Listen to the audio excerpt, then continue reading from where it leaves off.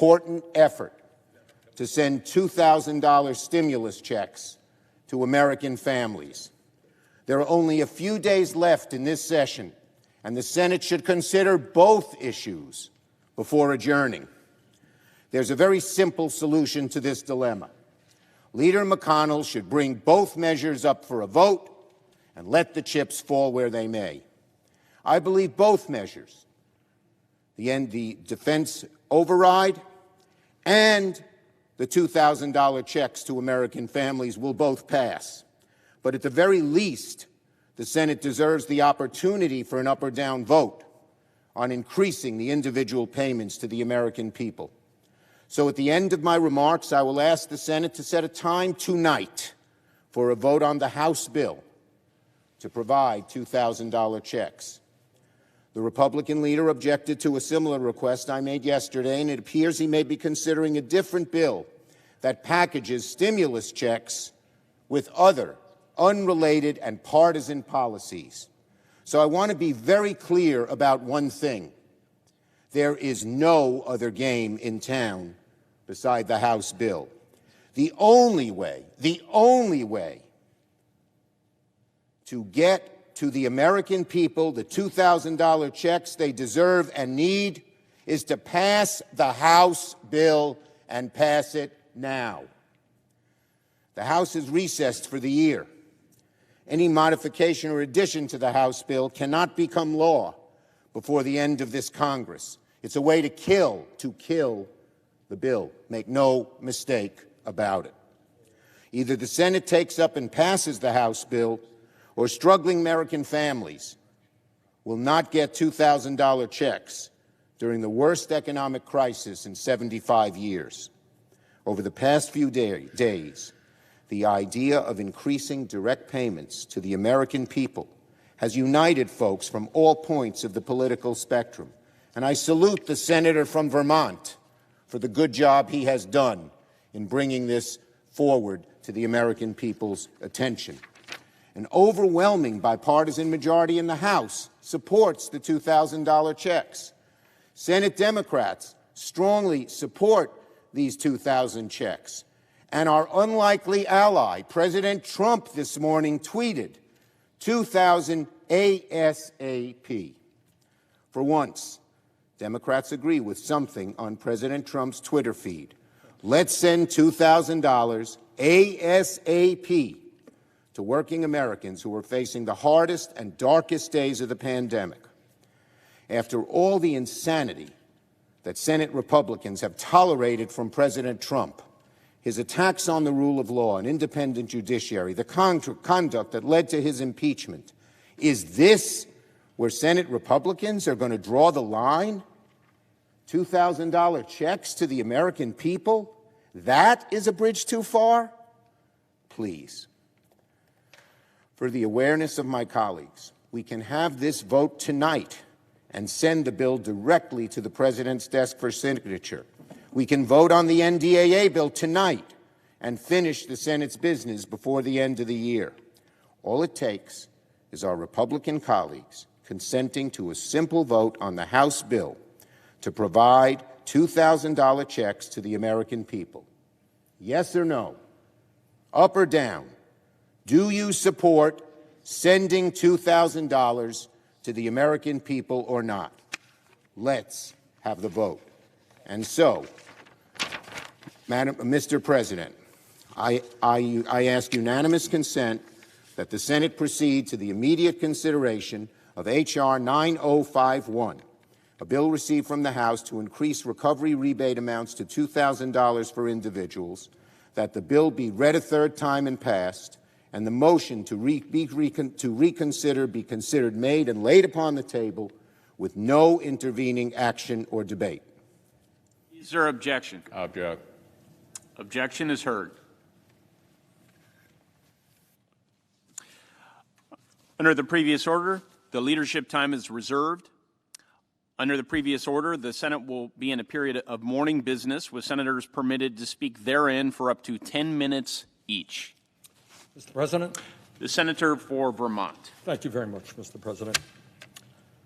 I want to concur with what Senator Schumer said. And what he said goes beyond economics. It goes beyond the desperation that tens of millions of working families are facing.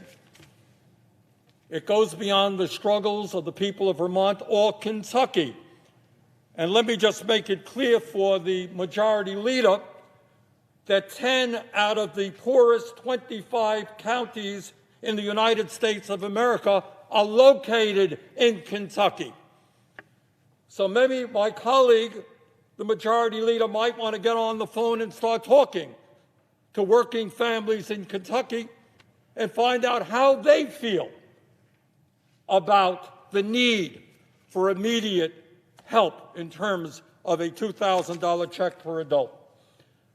And I have the strong feeling that the people of Kentucky will respond no differently than the people of Vermont or New York. This last poll that I saw had 78% of the American people saying that they wanted and needed that type of help. But this discussion, frankly, is not just about the economic struggling of working families in this country. It's not just the massive levels of income and wealth inequality. It's about basic democracy. Now, what we have to do here on the floor, whether it's Senator Schumer or Senator McConnell or me, we got to talk in legalese. That's the language of the United States Senate, and the stuff sounds pretty complicated to the average person. But all that Senator Schumer and I are asking of the Majority Leader is a very simple request.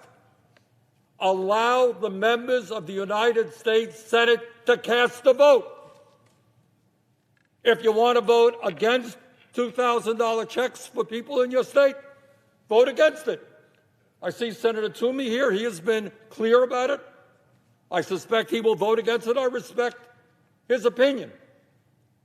But all that we are asking for is a vote. What is the problem?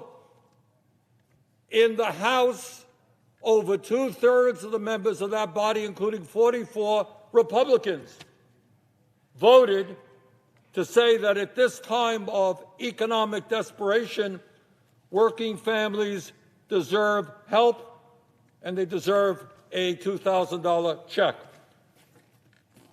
And as Senator Schumer just indicated, we have a very unlikely ally in President Trump. Nobody here has disagreed with Trump more times than I have. And yet here is what the leader of the Republican Party says. He says $2,000 ASAP.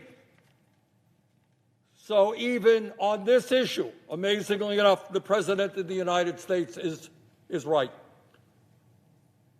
So what all of this comes down to, my fellow Americans, is not even whether you agree with Senator Schumer and myself and 78% of the American people, or you agree with Senator McConnell, and I suspect Senator Toomey, that's fine. It's called democracy. We have differences of opinion.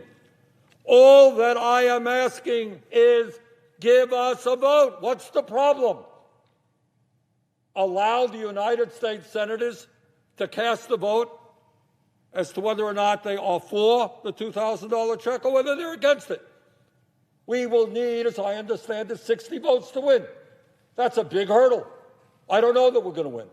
There are a number of Republicans, to their credit, who have said they're ready to vote for it. I suspect there may be more, when given the opportunity, who will vote for it. Maybe I'm wrong. Maybe we will lose. I think that would be unfortunate. But all that I am asking for right now is give us the opportunity to vote. What is the problem with that?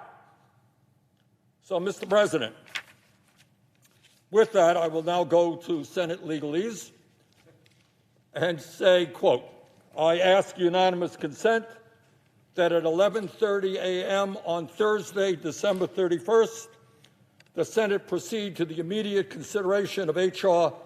9051 to provide a $2,000 direct payment to the working class, that the bill be considered, read a third time, and the Senate vote on passage of the bill without intervening action or debate.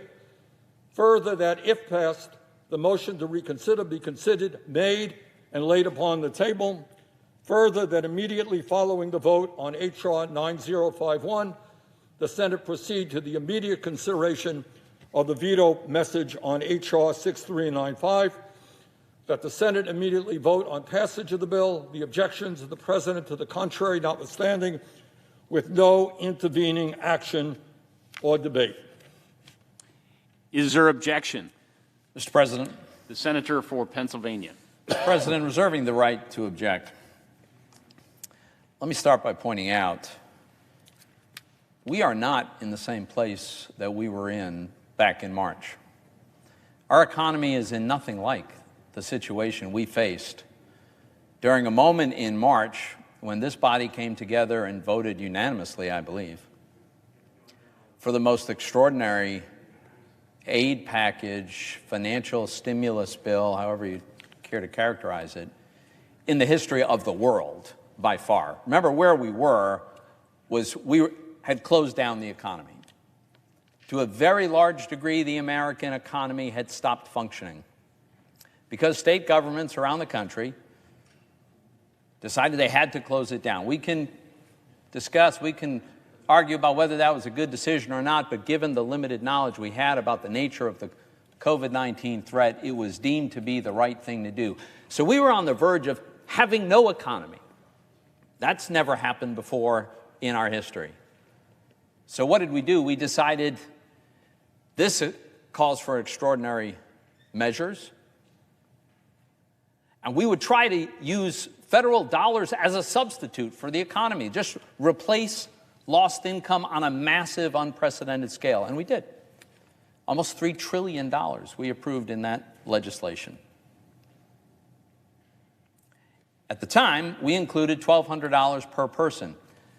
You could make an argument that that was an extremely inefficient use of those $1,200 per person, but at the time, given the circumstances, I understood why we didn't have many good options, and that was something we decided to do. So where are we now? We're in a very different place. Our economy is not in a free fall. Our economy is in a recovery mode. We're not back to where we want to end up. We're not back to where we were before March, but we've taken big steps in that direction. The economy grew at 33% last quarter. 33%. That's a tremendous recovery that is underway. More than half of all the people who lost their jobs earlier this year have regained their jobs. So we're not finished yet, but that's a huge step along the way. And now we're being told, after passing another extraordinary bill, this one almost $1 trillion, and including $600 per person, that that's not enough. We need to do $2,000 per person, despite the fact that we know for sure, we know for a fact, that the large majority of those checks are going to go to people who had no lost income. How does that make any sense at all, Mr. President? We know for sure that the majority of these people had no lost income. They didn't lose their jobs. And yet we're going to send them not $600, not the $1,200, but $2,000. So think about this. A married couple who both are working and have 2 kids, maybe they work for the federal government, like 2 million odd people do. Maybe they work for a large company, the vast majority of which did not have large numbers of layoffs.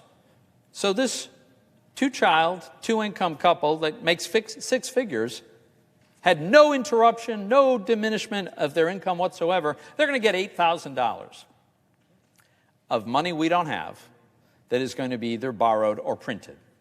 That's what it's all going to come down to. Mr. President, there are people who are still suffering from the economic fallout of this terrible COVID crisis. There's no question about it. We know there are people who are concentrated in a handful of industry for the most part, not exclusively, but people who have worked in the restaurant industry, people who work for hotels, travel, entertainment. So many of those people are still out of work, and their prospects of getting their old jobs back are not good in the short run. I sure hope they'll be good in the medium-term run, if not sooner. And our bill addressed that. It addressed that problem. How do we do that? With a new round of PPP loans, which are really grants to small businesses if they'll keep their workforce intact. Expansion of unemployment insurance benefits so that people who have historically been ineligible remain eligible so they can continue to collect unemployment benefits. An increase in the amount of unemployment benefits, a $300 a week overlay of federal money on top of whatever their state program is, $600 per person regardless of whether they lost income. All of that was passed just a few days ago. And now we're told we need to come back immediately right now and make sure that we're sending $2,000 checks to people who had no lost income. So for that reason, Mr. President, I object. Objection is heard. Senator for Massachusetts. Thank you, Mr. President, very much. And I rise to echo the sentiments of the senator from Vermont. He is right. The Republicans are wrong on this issue, on every single part of this debate. Senator Sanders is right. The Republicans are wrong. We're in the middle of an unprecedented crisis in our country. We have a health care crisis. We have an unemployment crisis. We have a hunger crisis. We have a housing crisis. We have an addiction crisis. We have a moral crisis in this country. The United States government should be responding to the needs, to the desperation of families in our country at this time. There's a crisis of faith that the American people have in its government's ability to respond to human suffering. Well, this institution has been created to respond to human suffering. That's our job. Tony Fauci has made it very clear that the worst of the pandemic is ahead of us, not behind us. We know what's coming, and yet we are not responding. We know this is not going away soon, and yet we are not responding. A program, Operation Warp Speed, was created to create a vaccine. But because for 7 months the Republicans have refused to fund the public health system of our country at the state and local level, we have Operation Snail Speed to put the vaccinations in the arms of the American people. It was anticipatable. Tony Fauci and others were warning us back in May, in June, in July. There would be a second wave, and the second wave could be bigger. We got the warning. The Republicans refused to heed that warning. And here we are now without the public health infrastructure to deal with the overflow capacity in emergency rooms and ICUs all across the country, while simultaneously asking those same medical institutions to put vaccinations in the arms of healthy people without the resources provided by the federal government to help those states and local communities to deal with that crisis. Sometimes Daniel Patrick Moynihan would say that when you deal with an issue, you deal with it with benign neglect. If you don't want to help or you don't want to hurt, deal with benign neglect. What's happened with the Republicans this year is that they've created a program which is designed neglect. It's an actual plan not to provide the funding, not to provide the help for those families, for those communities, for those institutions that are now being overwhelmed and asked on top of that to put this extra burden of putting vaccinations in people's arms, but without the extra resources. And what do? On the Republican side, they throw out these red herrings, so many red herrings that you need to build an aquarium in the well here of the Senate in order to deal with all of them. that gets away from the central issue. Yes or no, up or down, will you provide $2,000 to Americans who are going to need it through what Tony Fauci is saying will be the worst part of this pandemic? Yes or no, up or down, where do they stand on this issue? Here's what we do know. Republicans seem more focused on funding the Defense Department than they do funding the defenseless in our country. And Americans are becoming more defenseless as each day goes by. The headlines are screaming that this panic that is absolutely understandable and based upon fact is sweeping our country. There is protection which the federal government should be providing to these families. We hear it. They're hungry. They could be without their homes. The addiction crisis is rising. They need help in their families. So from my perspective, we have a moment in time. And Donald Trump happens to agree with us, even a broken clock is right twice a day. And we do agree with him. He is right. We do need this help, which we should be providing to these families. And as we watch more and more of our American loved ones fall sick and die, families are facing a new and unprecedented hardship. They're having to make impossible decisions to whether to put food on the table or keep the heat on through the cold winter months. And the United States government has an obligation to help working people who, through no fault of their own, are seeing all of the things that they care about, all of the success that they have worked for, and all the financial security they have earned be washed away. And yet the Republicans want to put another Operation Snail Speed in place. The damage to these families is anticipatable. We can see what is unfolding. Dr. Fauci is telling us we're at the worst part of the pandemic and it's going to continue. So let us act in anticipation. Louis Pasteur used to say that chance favors the prepared mind. That is what Dr. Tony Fauci is telling us. Let us prepare. Let us help families prepare for what is about to arrive. Just in Massachusetts alone, 21,000 new people applied for unemployment insurance in the week before Christmas. Food banks across Massachusetts, across the country, are seeing double-digit increases in demand with families who never faced food insecurity before. People are literally starving, cold, and without homes. And meanwhile, the majority leader and Republican leadership would rather head home for the new year and ignore the financial and health crises that are taking a toll on our families. For millions of Americans, this will be a New Year's holiday where they won't know if they can put food on the table that night.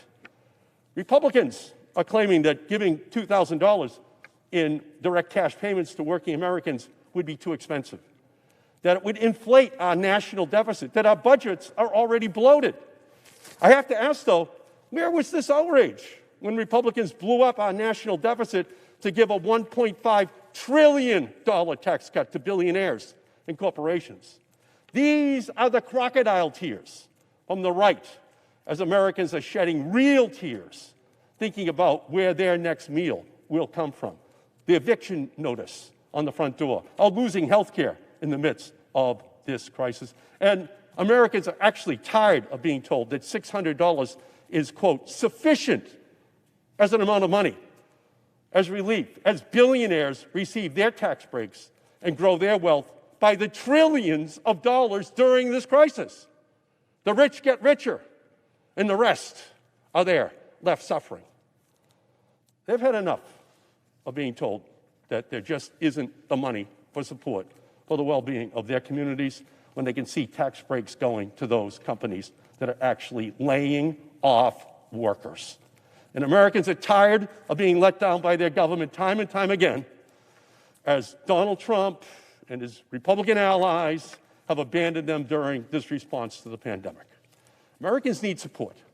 They need to be able to trust their government, and they need $2,000 now. So that's the issue. Yes or no, up or down, on providing $2,000 to Americans to help them make it through the worst part of this crisis.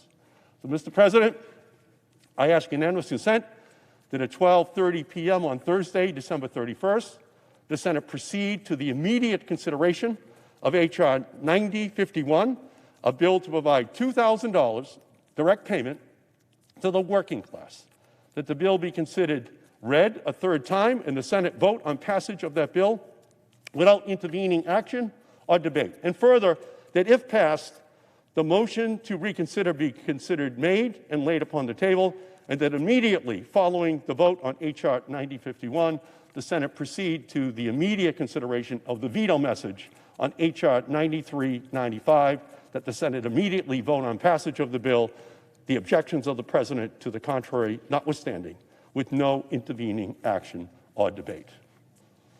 Is there objection? Mr. President. The Senator for Texas. Reserving the right to object, Mr. President. Speaker Pelosi's second bite at the apple, just after we voted on a $900 billion bill that's now been signed into law by the President of the United States, is not the way to send relief to the hardest hit Americans. Under this legislation, a family of 5 with an annual income of $350,000 would receive a stimulus check. This is reminiscent of the HEROES Act that the House passed, which cut taxes for millionaires and billionaires. This isn't about helping the people that need it the most. This is about helping millionaires and billionaires and people who, frankly, have not suffered the hardship economically that others have during this pandemic. The median household in my state is $60,000, and the Speaker wants to send taxpayer-funded assistance to folks earning nearly 6 times that much. Even the Washington Post editorial board agrees this is bad policy. And it doesn't differentiate between people who've been receiving a paycheck during this pandemic, like government employees, and people who simply by virtue of their job have been put out of work and not receiving any income or maybe at best unemployment compensation.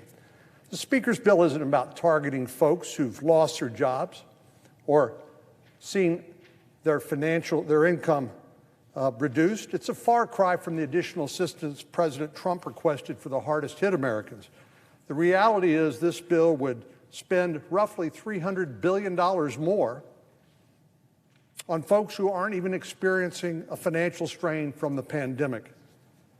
We need to focus on the people who've been hurt. That's what our COVID-19 relief bill that was just recently signed into law is designed to do, and I dare say this is not going to be the last time we visit this topic. If there's more we need to do, I'm confident we will do it. But today and this way is not the right way to do it. I object. Mr. President. Objection is heard. The Senator for Illinois. Mr. President, I've listened carefully and watched 3 occasions on the floor of the Senate this afternoon where Senator Schumer, Senator Sanders, and Senator Markey have tried to create an opportunity where the Senate would actually come together and vote, where the Senate might make a decision based on the merits of this issue rather than to keep talking around the issue. What is at stake is a substantial sum of money for families which are in the midst of the struggle of their lives. $2,000, characterized a few moments ago by my friend from Texas as Speaker Pelosi's idea. Well, I might remind him it was also Donald Trump's idea, and still is. And the President has told us this morning that we should move on this as quickly as possible, and though I don't often come to the floor to agree with the President, he's right. In this instance, he's clearly right. And what will we do now? We are calling senators back together in Washington from far reaches across the United States. This morning, I received some email and text messages from some of our colleagues hopping on airplanes at 6 a.m. on the West Coast, heading out here to face a vote. What is this vote all about? Well, first is to override the veto of the president when it comes to the defense authorization bill. This was certainly something that was occasioned by one senator, the junior senator from Kentucky, who forced us into a position where that vote needed to be taken here. It could have been handled much more efficiently and to the benefit of all members if it was scheduled for the weekend when we were resuming the new session of Congress. But he insisted, and we're returning and frankly putting in peril, again, in the midst of a pandemic, members of the Senate who are traveling from all far-flung reaches of this country to be part of this action in Washington. But it isn't just the junior senator from Kentucky who is having us sit here in Washington and wait for things that could be taken care of with dispatch. It is a senior senator from Kentucky as well. He has decided that we will not get a vote on the House measure to increase the payments to $2,000 a year. Make no mistake, there is only one way to bring this relief to the families of America. It is to pass the bill already enacted by the House of Representatives. A bill which received 44 Republican votes in addition to a substantial number of Democrats, only 2 voting no. 44 Republican votes joined with the Democrats to call for this measure, which many are decrying on the floor here as class struggle or whatever their argument might be. There is no other measure, including Senator McConnell's alternative, which has any ghost of a chance to help the families of this country with this $2,000 benefit. The only thing that will do it, the only one thing that will do it, is this bill that has already passed the House of Representatives. The House is in recess. When they're going to return is uncertain. They certainly don't have the time to work through the regular order of business and consider any new legislation, even if we could send it to them in time, which I believe is very doubtful. And so it's up to Senator McConnell to decide right here and now. Are we going to come together as a Senate this afternoon, 5 o'clock, when we're supposed to be back and voting, and get this matter done? Bring it to the Senate for a vote. Let's have this vote up or down. Let the Democrats and Republicans express their will on behalf of the families of this country. I couldn't agree more with the senator from Massachusetts and his characterization of what families face across this country, and certainly in my home state of Illinois. I just wonder if any of the Republican senators who are downplaying this economic crisis facing these families have really looked into the issue. This morning in the senator's home state of Texas, they showed an early morning television show of the cars that were lining up for food banks. Long lines of people waiting for food banks. And they interviewed some of them in Texas who told heartbreaking stories of how they once were volunteers at the same food bank and now were dependent on it for a helping hand if they were going to be able to feed their families. These were people who were not lazy at all. Misfortune has come their way, and the question is, will we help? This is our opportunity today with the measure that passed the House of Representatives. Not some theory of some legislation might be considered tomorrow. Today, let's have this vote today, this evening. When the senators have returned, let's determine whether or not this House-passed measure for $2,000 is going to be enacted into law and sent to the president, who is clearly anxious to sign it. That, to me, is the reasonable thing to do. In fact, it may even sound like the United States Senate taking a vote on a timely issue after a debate. We do it so seldom around here. I think we've lost our muscle memory when it comes to this activity in the Senate. It's time to return to it. I thank the senator from Vermont, the senator from Massachusetts, and of course the Democratic leader for bringing this issue before us this afternoon. But it shouldn't end with our great speeches. It ought to end with an important vote for the people of this country. Would the senator from Illinois yield for a question? Happy to yield. The senator for Texas. Mr. President, I wonder if the senator from Illinois would consider pairing their request for $2,000 direct payment with a liability shield provision that would guard businesses that have been operating in good faith and following the guidelines put out by public health and government institutions, and preserve a right to sue for reckless and willful disregard of the rights for others. Would the senator consider pairing those two together? I would say, in response to my colleague, I know his passionate defense of the notion for immunity from liability for corporations in America. He has introduced a lengthy bill on the subject. I don't believe that is consistent with keeping this nation safe during a pandemic, and certainly is not responsive to any onslaught of lawsuits. The senator might be interested to know that the number of medical malpractice cases filed in the name of COVID-19 since the onset of this current pandemic is slightly higher than the total number of lawsuits filed by Donald Trump in protesting the results of November 3rd election. This is not a tsunami of lawsuits. I believe we can take reasonable measures to support and defend those corporations and companies which are making a good faith effort to comply with public health standards and protect their employees and customers. His bill, I'm afraid, goes way too far. Mr. President. Mr. President. The senator for Vermont. Let me concur with my friend from Illinois on the issue. And I have a question for my colleague from Texas. Very simple question. You are concerned about the issue of corporate liability. I get that. I happen not to agree with you. You're entitled to your opinion. You may or may not be concerned about Section 230 of the 1996 Federal Telecommunications Bill. That's fine, too. We may have a discussion about how we protect American democracy. It's a good discussion as well. But I have the strong feeling, Senator Cornyn, that in Texas, as in Vermont, you know what? People are really not talking about corporate liability. It's a good issue. It's an important issue. I don't think they're talking about Section 230. What I think they are talking about, as the senator from Illinois just said, how they're going to feed their kids today. That is the issue. And what I would ask my friend from Texas is, what is your problem with allowing the Senate to vote on whether or not we are going to allow Americans, working class people, to get a $2,000 check? Now, I gather that when that vote comes to the floor, and I hope it comes immediately, you'll vote no. And you'll explain to the people of Texas why you voted that way. That's called democracy. I respect that. But what is your problem with allowing the Senate to have a freestanding vote? There are a number of people on your side, Republicans, who have already come forward and say, yeah, they want to vote for this $2,000 check. Now, if you want to deal with corporate liability, that's fine. Let's deal with it at some point. Bring forth a bill. We can vote on it up or down. All that we are asking for is a simple up or down vote on the issue that tens of millions of people are talking about right now. Will they survive economically in the midst of this terrible pandemic? So I ask my colleague from Texas, what is the problem with allowing the U.S. Senate to vote on the bill passed by the House? And I yield to my colleague from Texas. Mr. President.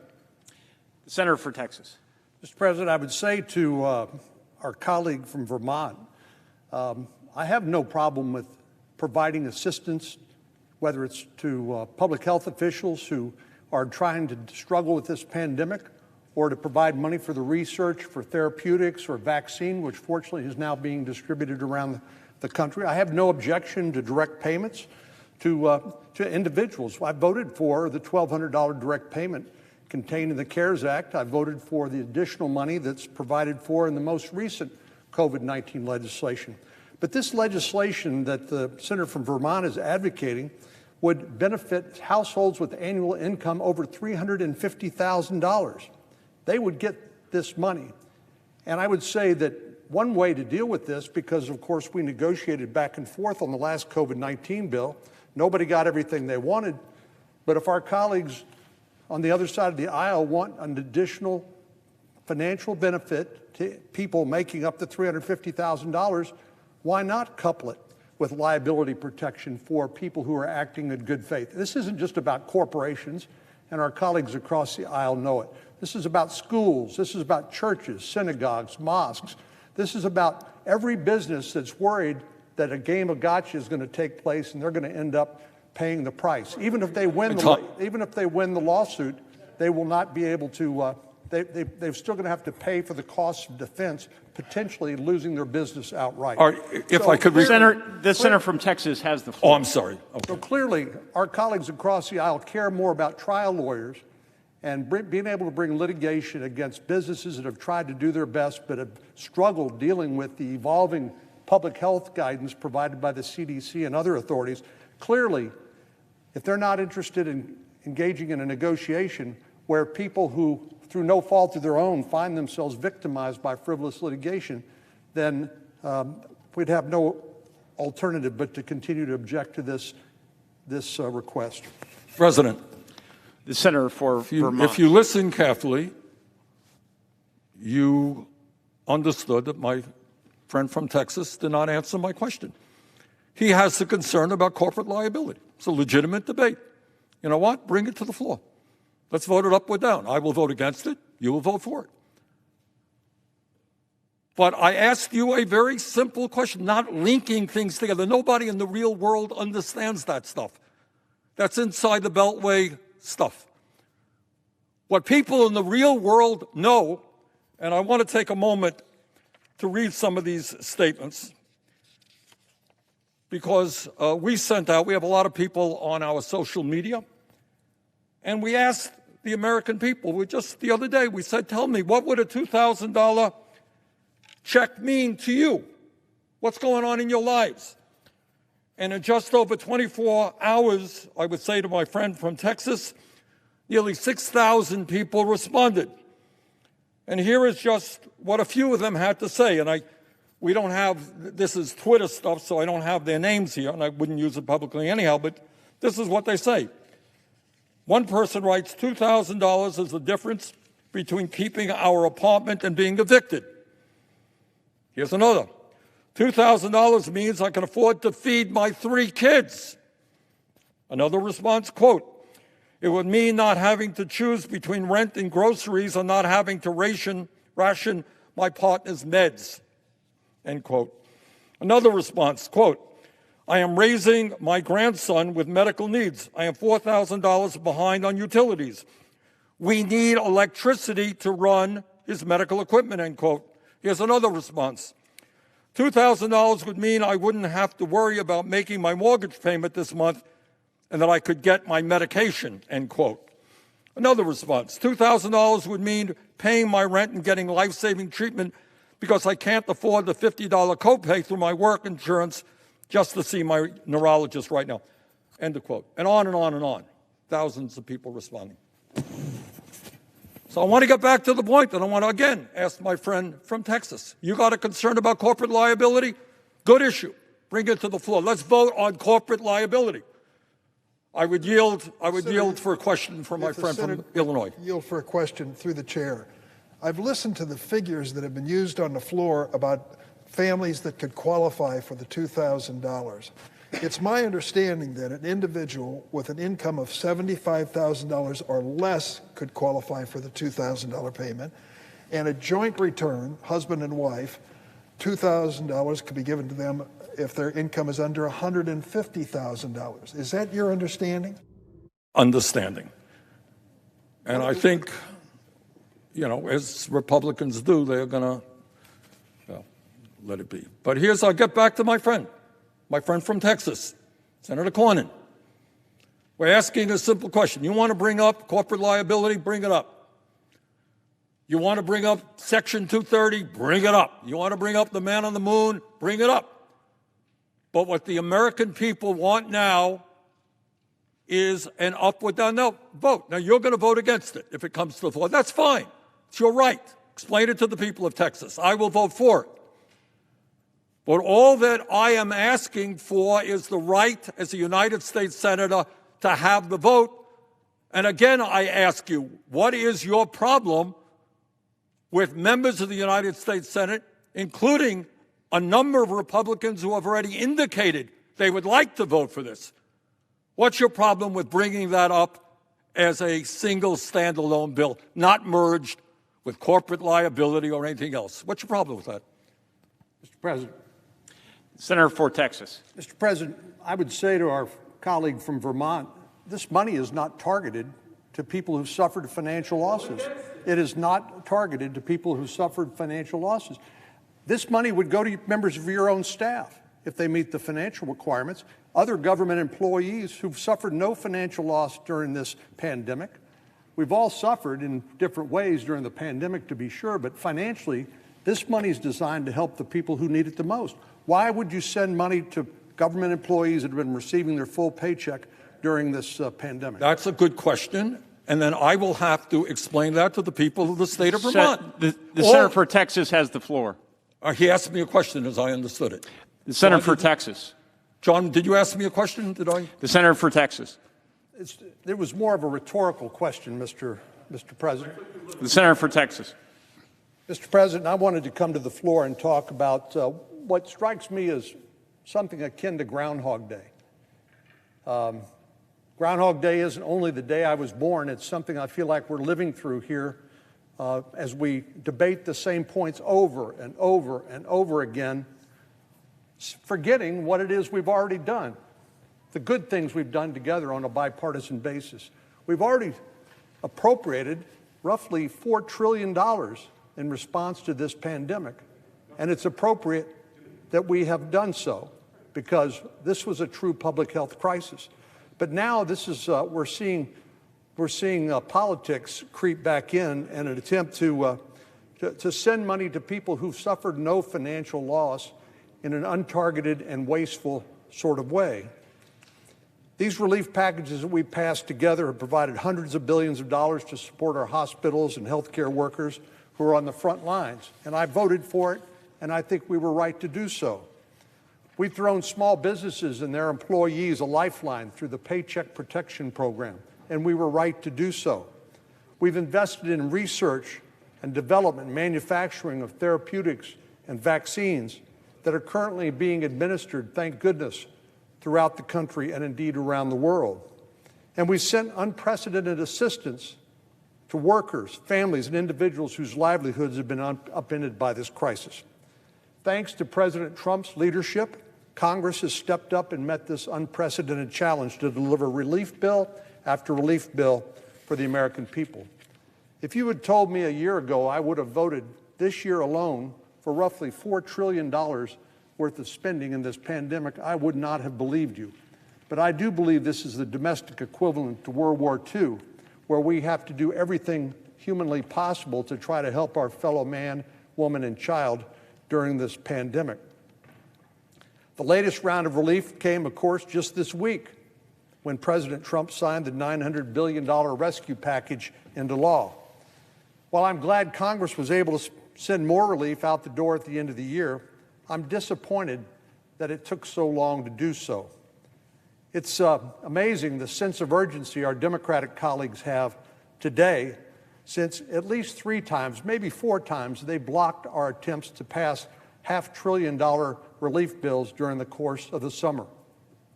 In July, our colleagues introduced the HEALS Act, which would have provided just under $1 trillion in relief, covering the same types of policies included in the most recent relief bill: direct payments, unemployment benefits, funding for schools, vaccine, and a host of other priorities.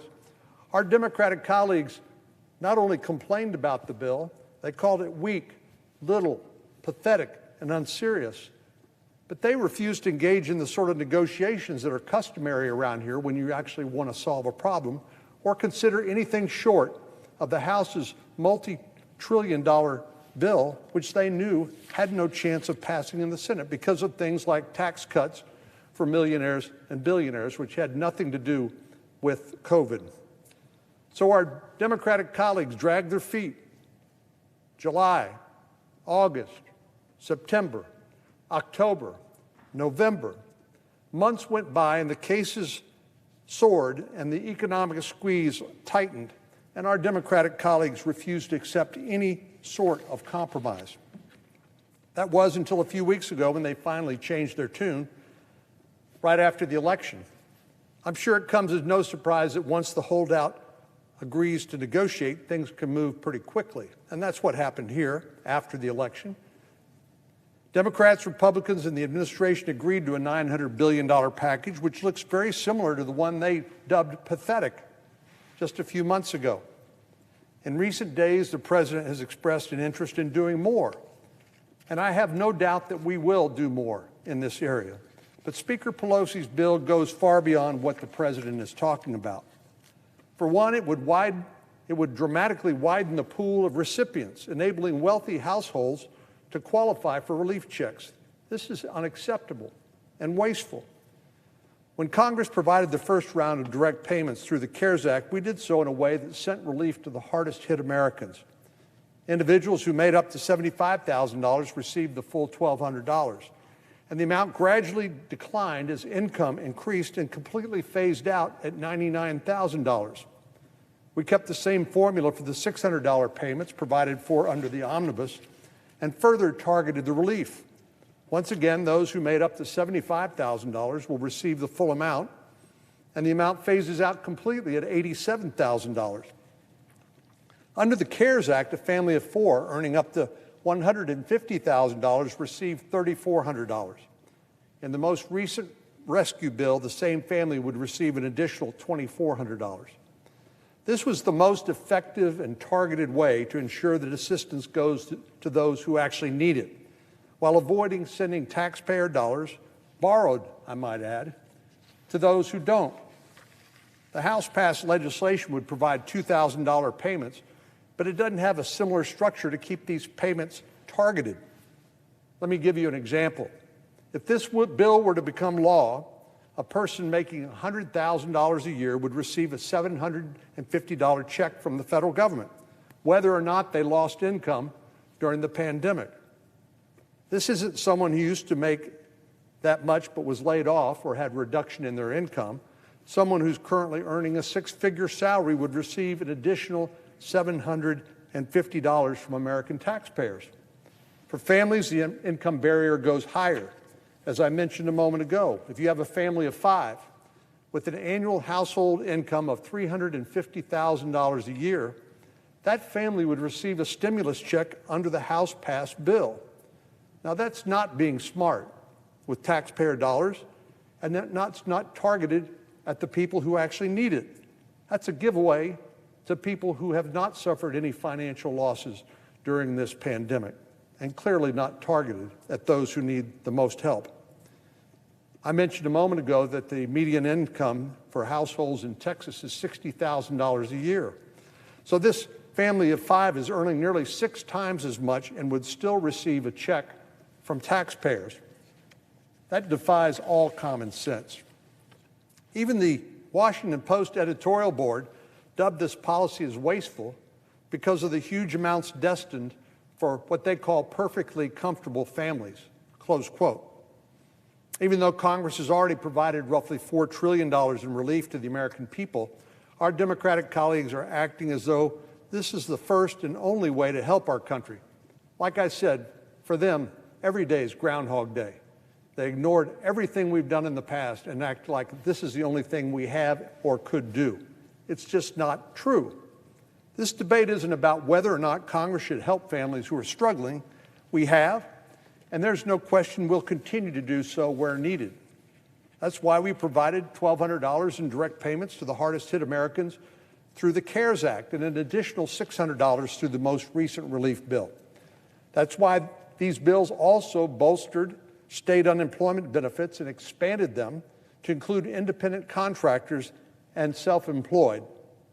That's why Congress has passed legislation to provide food assistance to families, keep more hardworking Americans on the payroll, and ensure our economy is on track for a strong recovery. Again, we did this thanks to the leadership of President Trump and by working together in a bipartisan way.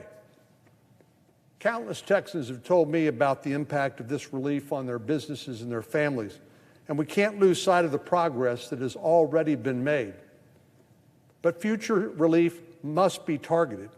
We need to support those who need it and avoid sending hundreds of billions of dollars, as this proposal would, to those who don't need it.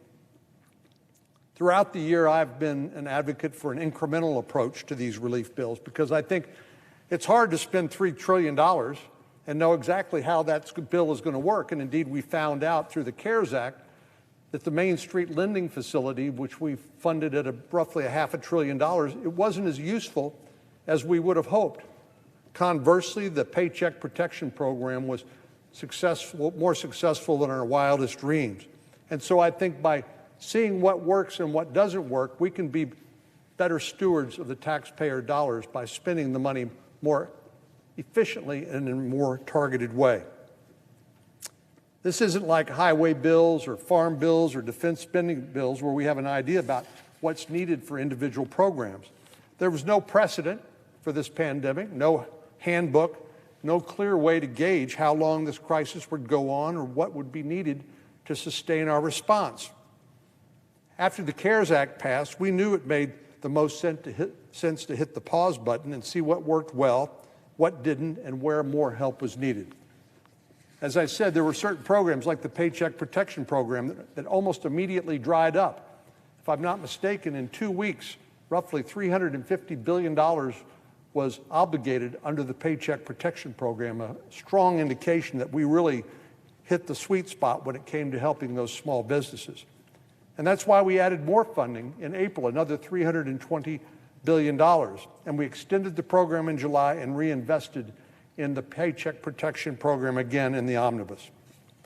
As I said, there were other places where the money went unspent, but fortunately in the most recent bill, we were able to repurpose hundreds of billions of dollars in unspent funds, again, to target it to where the need was greatest, where it could help the most. There's no question that tens of millions of workers and their families have been hurt by this virus. We all know that. And I think we've all acted together, by and large, responsibly in trying to respond to that.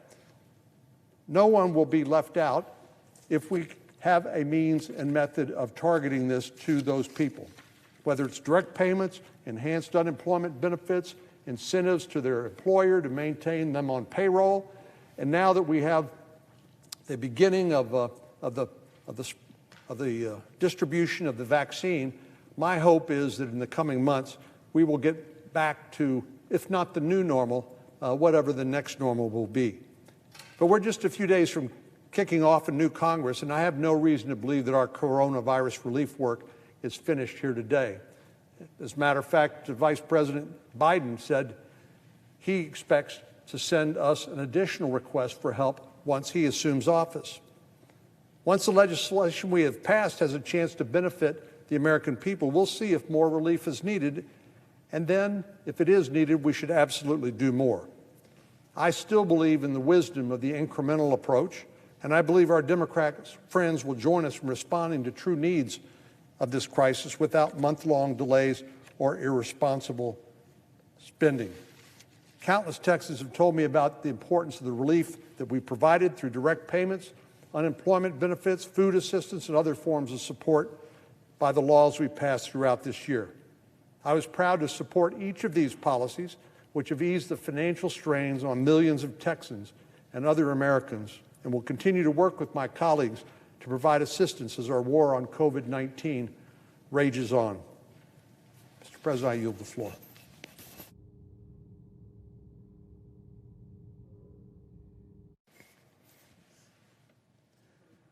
Mr. President. The Senator for Ohio. Thank you, Mr. President. I've heard a lot of revisionist history this afternoon. Look back in March when Congress did the right thing. The Senate voted unanimously. Because of our efforts, 13 million people were kept out of poverty. We know that because we did relatively generous unemployment insurance. We did the direct payments. We helped with small business loans. But then this Senate thought its work was done for the year. We begged Senator McConnell month after month after month to come back and help. As I said, 13 million people were kept out of poverty because of the work this Congress did in March of this year.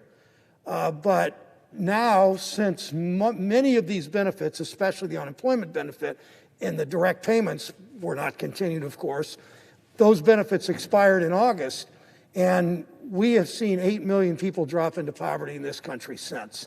And yet this Congress, Senator McConnell refused and refused and refused. I hear this revisionist history that Democrats just want to help people that are already affluent, give them more money. Well, remember back in March, the only amendment that we considered, the only amendment that Senator McConnell allowed on the floor of the Senate to the CARES Act, the only amendment was to take away the $600 a week unemployment insurance. The only place Republicans fought was the $600 a week unemployment insurance. That, more than any single thing we did, is why people were kept out of poverty. Now, the best we could do was $300 a week unemployment insurance, the best we could do. And Senator McConnell, in spite of Senator Cornyn and others' comments, Senator McConnell waited. Finally, we were able to do it. The President of the United States threatened to veto it, causing millions of Americans to fall off their unemployment insurance. I mean, we know all that. It's just important to remember all that. But there's one simple question before the Senate this week: are we going to put more money in people's pockets? The American people made it clear on Election Day they want a government that's on their side. This is our chance to deliver for them, to show people whom we serve that we can make a real difference in their lives, which we did back in March. It's pretty simple. The best way to help Ohio workers and families is to put more money in their pockets, not in the bank accounts of the largest corporations and the biggest banks, hoping it will trickle down. We know it never does. The CEOs just pay themselves instead. We know, Mr. President, just recently, more good news for America's CEOs who are able again to do stock buybacks, more dividend distributions. A lot of corporations have made a lot of money more power to them during this pandemic. But those are the corporations that continue to get the big tax breaks.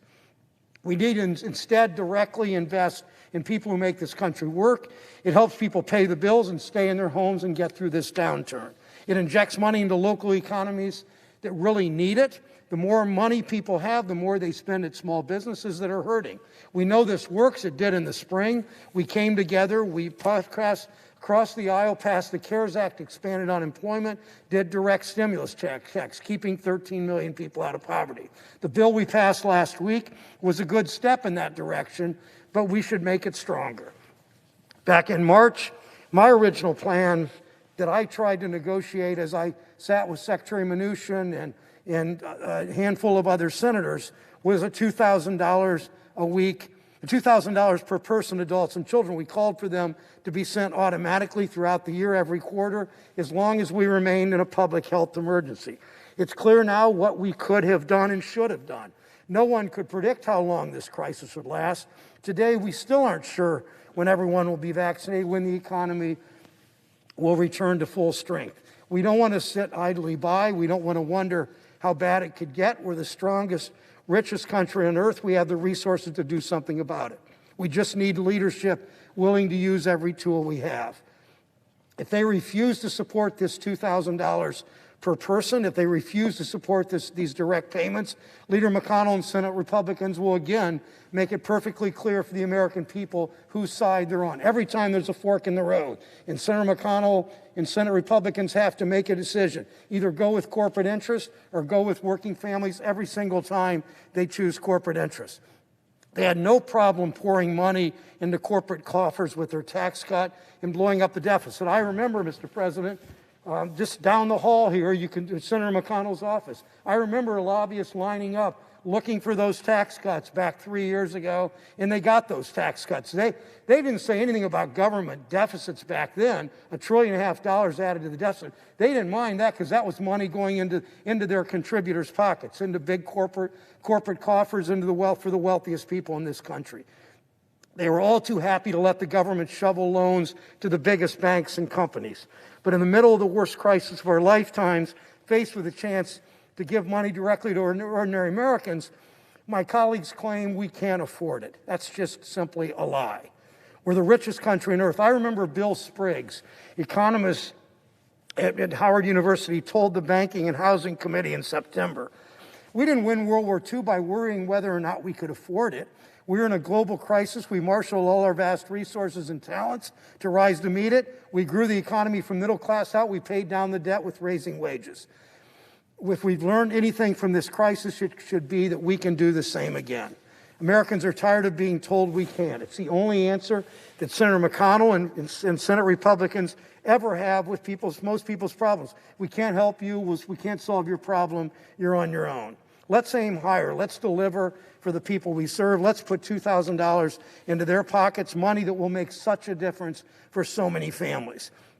It will help a mother worried about how she'll pay back rent. It will keep a laid-off restaurant worker from turning to a payday lender. It will allow a father to buy a new computer so his kids are better able to learn online. There are millions, these are millions of real people, people we swore an oath to serve, who would breathe a little easier this New Year's if we pass this. So let's be clear about the decision today and this week before the Senate. Are we going to give the people we serve $2,000? Or are you going to stand in the way? It's that simple. Let's come together. Let's pass this. Let's make a real difference in people's lives. I note the absence of quorum. Clerk will call the roll. Mr. Alexander.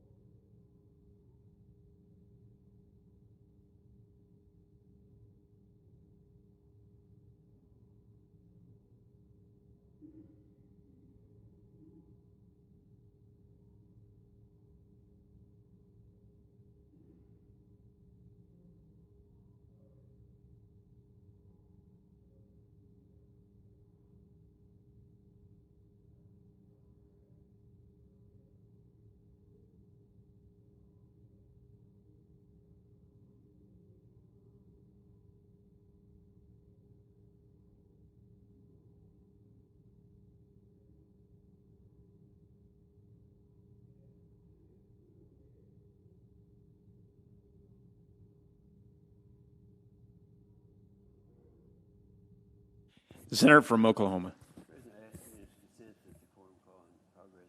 Without objection. Well, this is, Mr. President, this is what I've considered to be, and I've heard my friend from the Democrat side, the majority side, say the same thing, that this is the most significant bill that we pass every year. It's the NDAA, the National Defense Authorization Act, is one that this will be the 60th year. Is it 60th or 61st year? 60, okay. The 60th year that we've passed this, and it's passed every year. And there are a few moments there where I thought maybe it wasn't going to pass this year, and we set a record. Senator Reid and I don't want to set that kind of record. We want to make sure we get this done. The reason this is important is this is the blueprint. This tells us what we're going to be doing with our troops. I could make an argument that it's really we are in the most dangerous situation I think that we've been in before. I've often talked about the good old days when we had the Cold War with the two superpowers. We knew what the Soviet Union had. They knew what we had. Mutual assured destruction meant something at that time. But now it's different in a lot of respects, because you have rogue countries out there who have weapons and have abilities to wipe out nations, and that's why it's so significant. So anyway, we suffered through a little bit of a problem back during the Obama administration. During the last 5 years, which would have been from 2010 to 2015, he in his budget, he downgraded the military by 25%, and that's the same time that during that time frame that China increased theirs by 83%.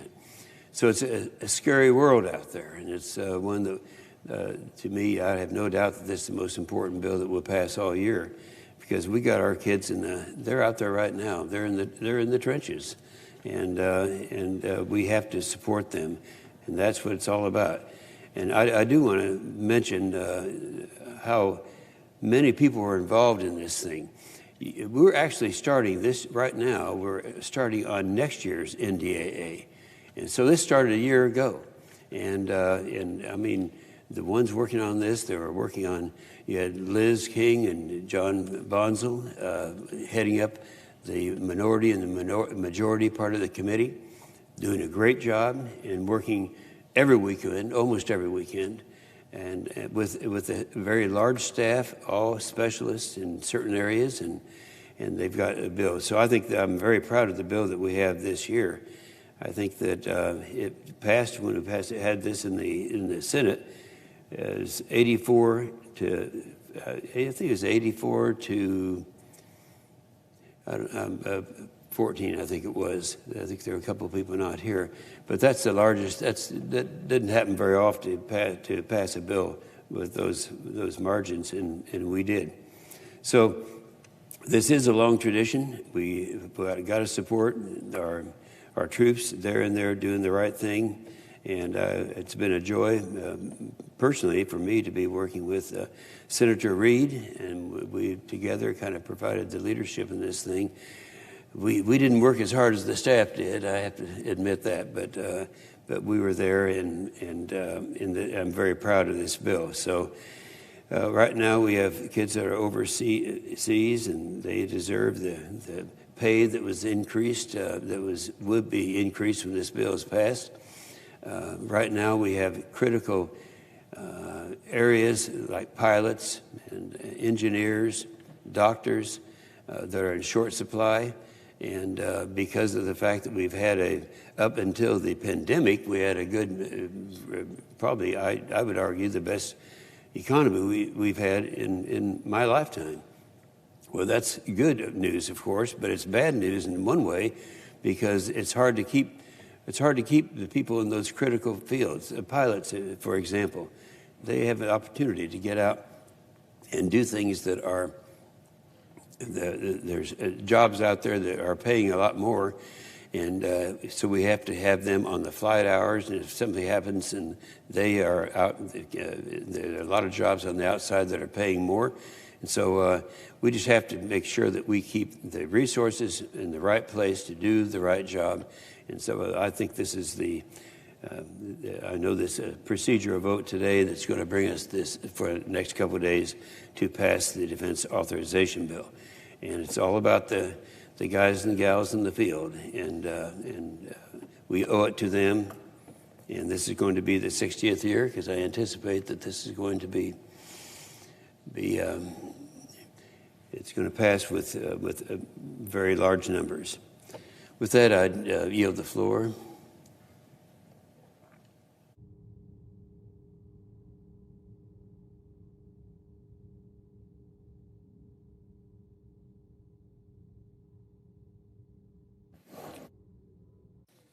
For Rhode Island.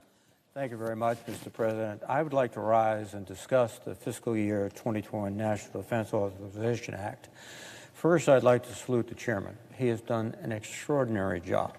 We have both served on the committee for many years, and this is probably the most challenging year we've had.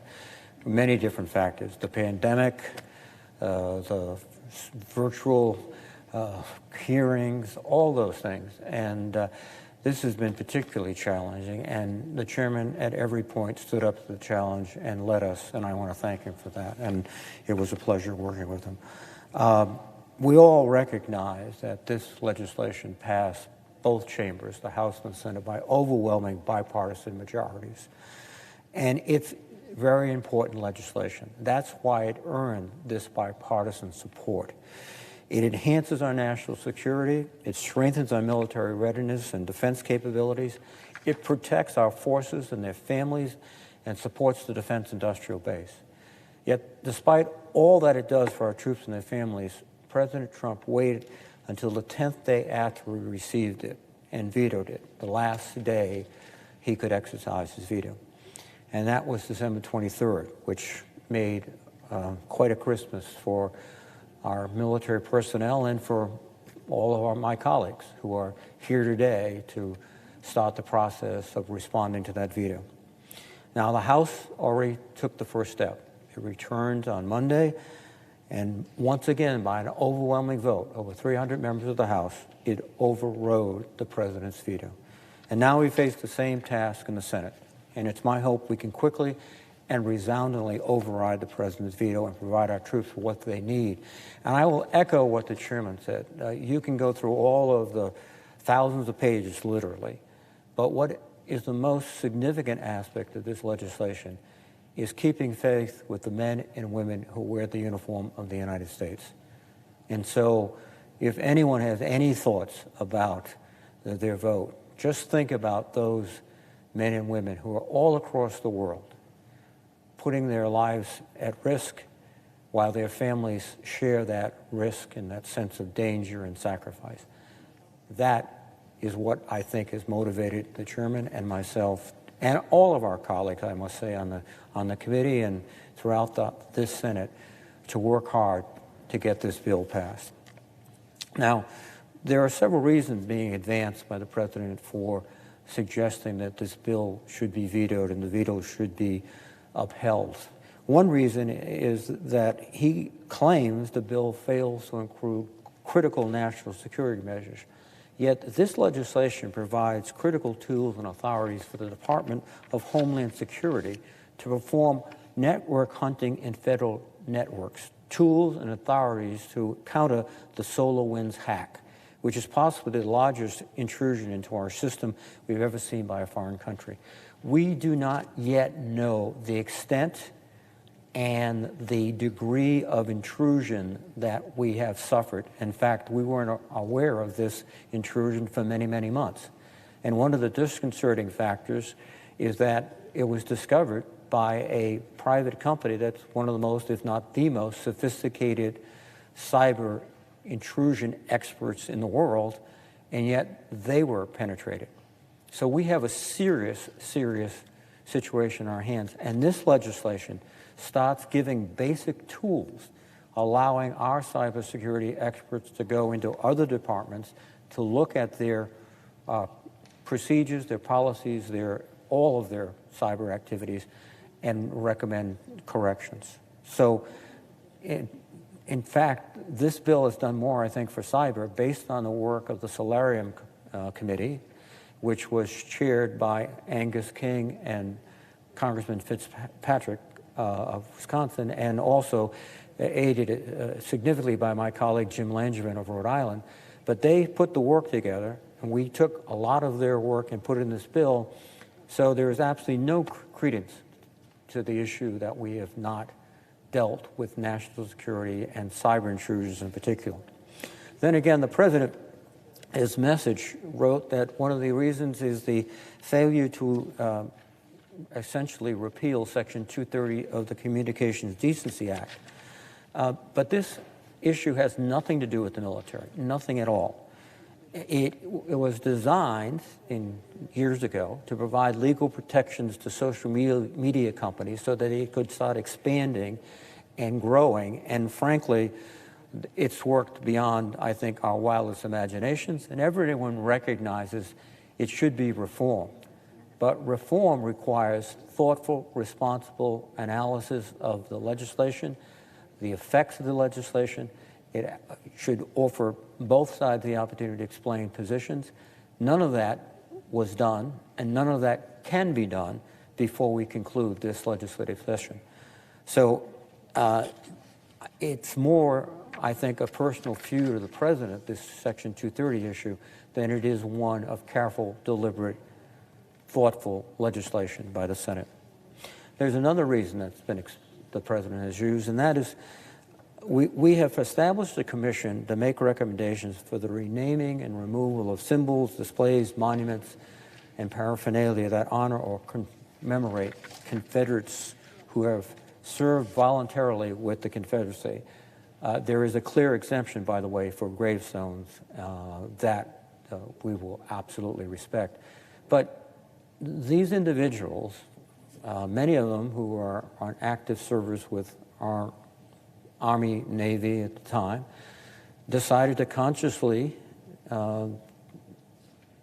fight against the United States of America. It's that simple. And yet we have bases that are named after them. The president said this is a part of the American heritage and victory and freedom, but again, these are named after men who took up arms against the United States.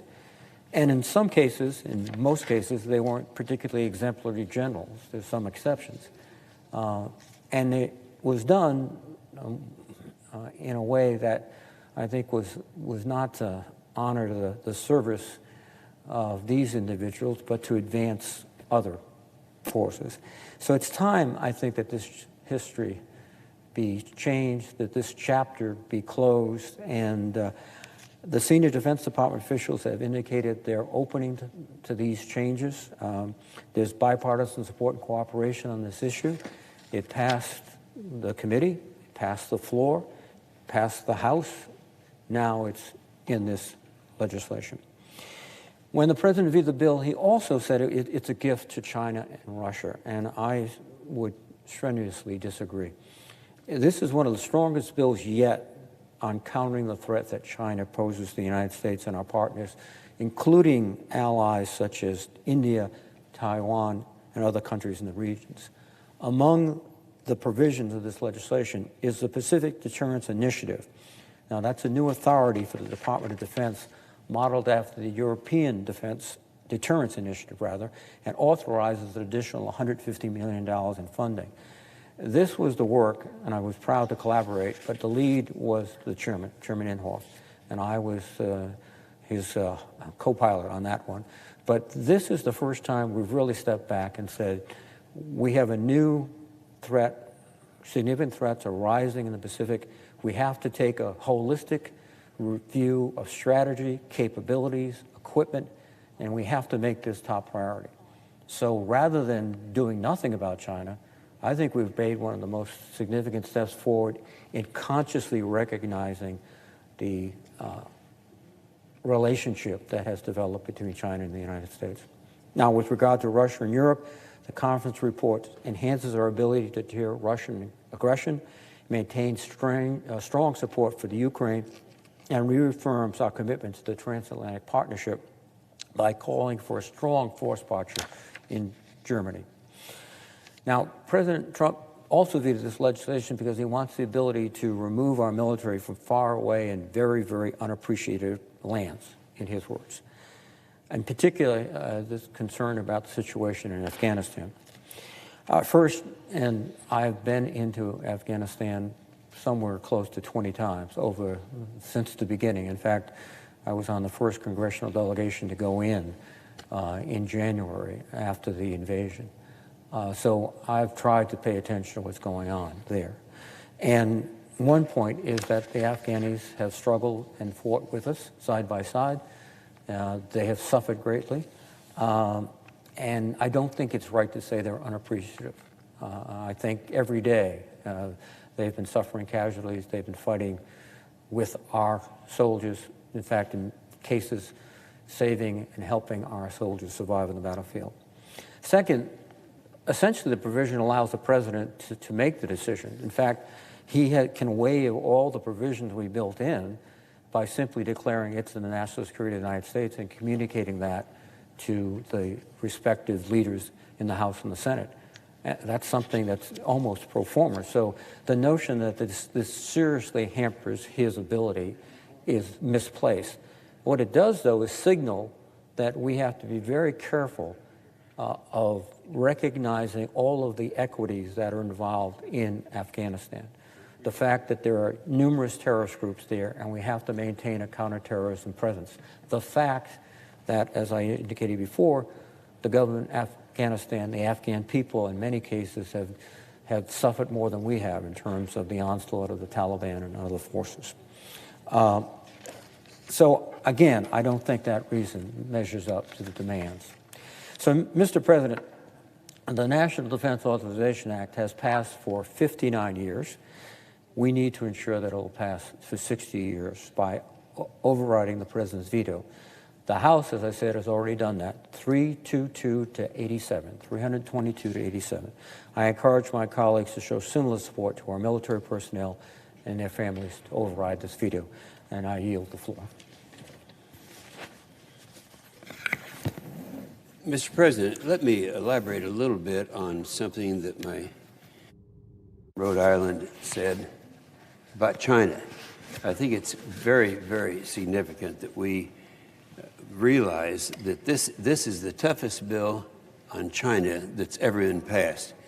And that didn't come just from me. That came from the American Enterprise Institute, which has all the credibility in the world. They talk about what the serious things that are going on, and they actually said this bill is the most substantial and consequential China-related provisions since in probably history.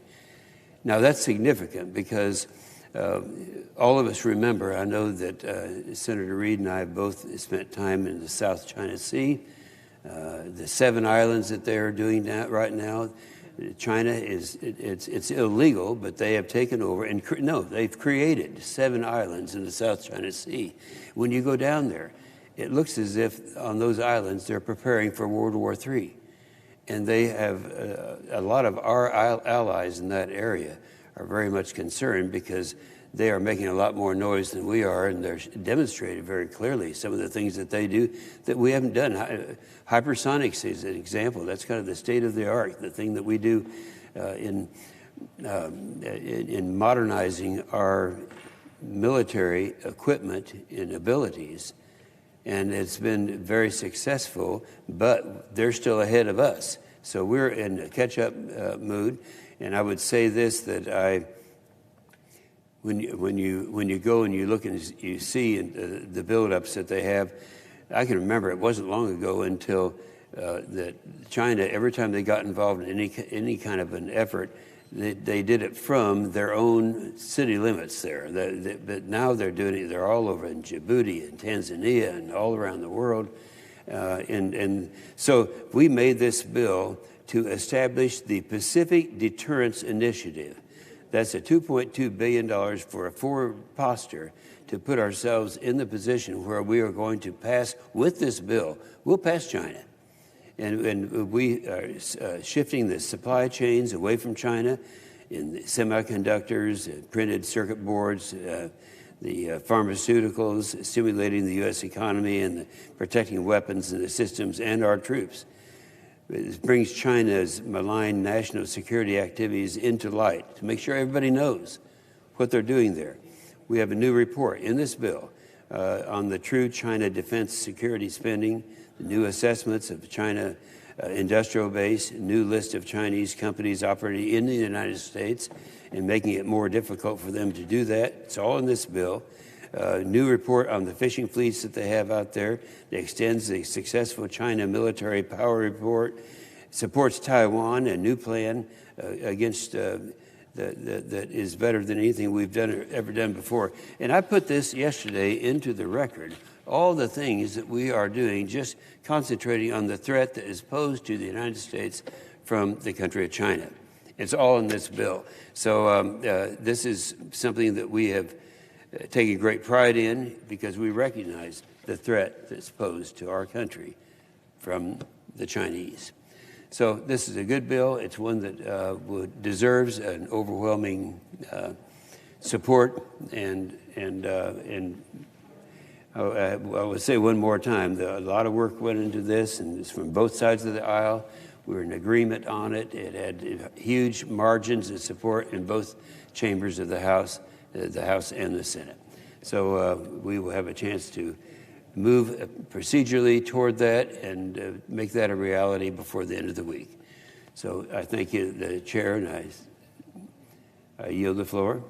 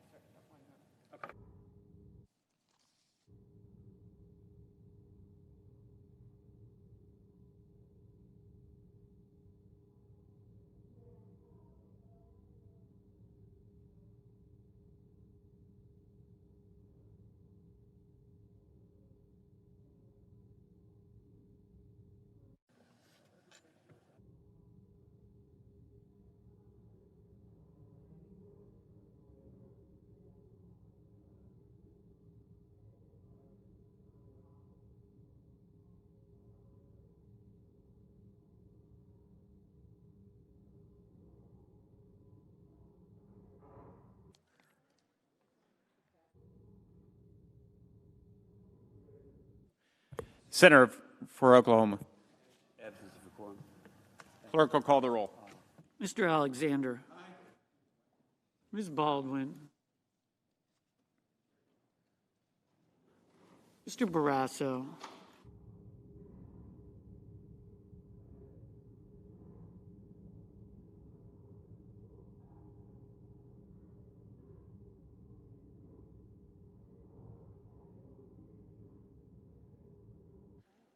Mr. Bennett. Do you need it right this second? No, I just wanted to tell them.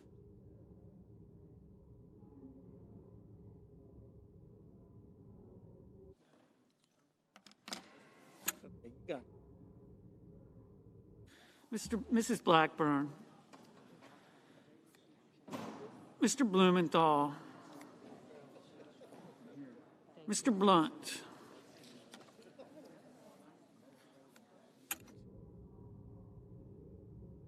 Mr. Booker. Mr. Bozeman.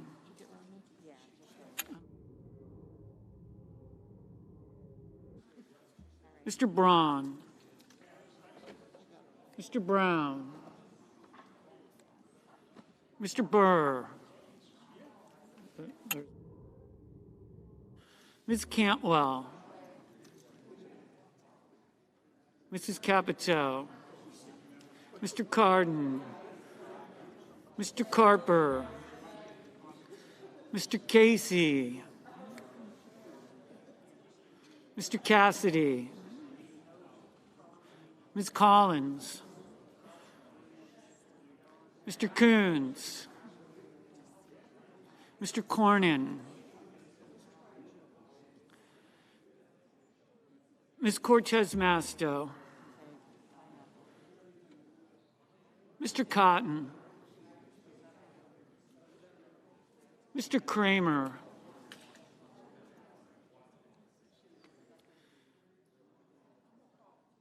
Mr. Crapo,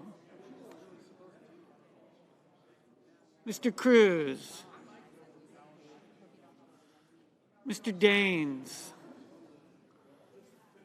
Ms. Duckworth, Mr. Durbin, Mr. Enzi, Ms. Ernst, Mrs. Feinstein, Mrs. Fisher, Mr. Gardner, Mrs. Gillibrand, Mr. Graham, Mr. Grassley, No, you're present or not present. Ms. Harris, As soon as this is over. So when the leader comes in and tells you, yeah. It shouldn't be as long as. Ms. Hassan.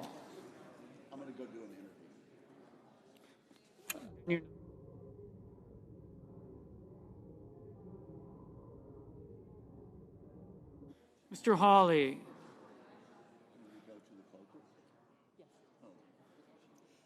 Mr. Heinrich,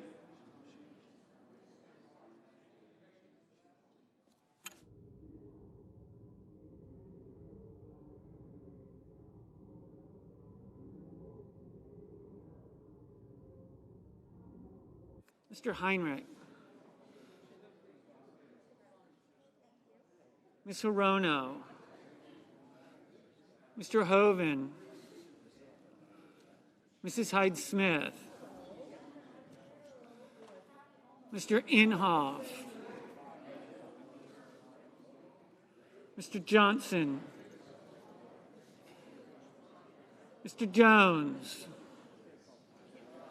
Mr. Kane, Mr. Kelly, Mr. Kennedy, Mr. King, Brad, your guys know they need to stay, correct? Brad?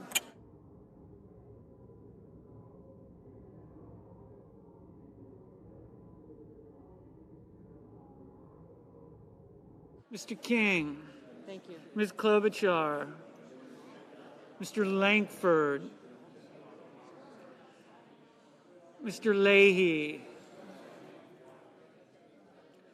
Mr. Lee, Mrs. Loeffler, Mr. Manchin,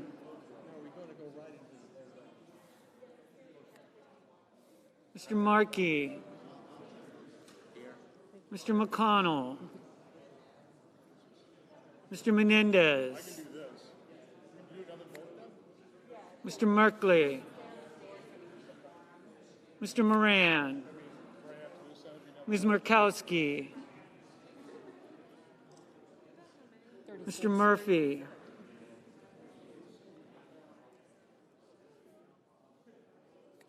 Mrs. Murray, Mr. Paul, Mr. Perdue,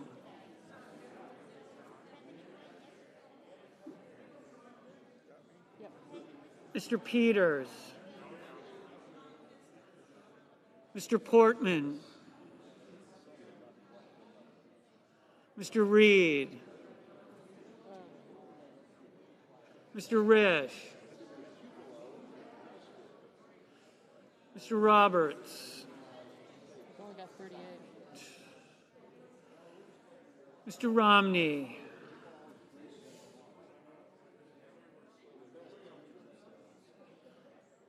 Ms. Rosen.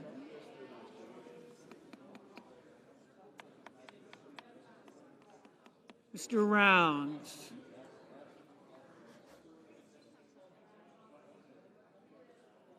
Mr. Rubio.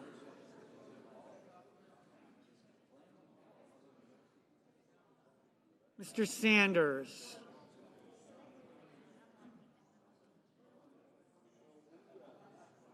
Mr. Sass.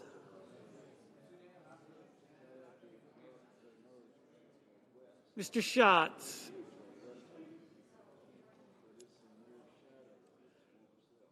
Mr. Schumer.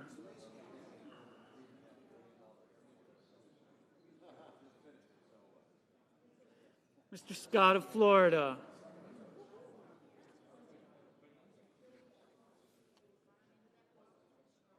Mr. Scott of South Carolina.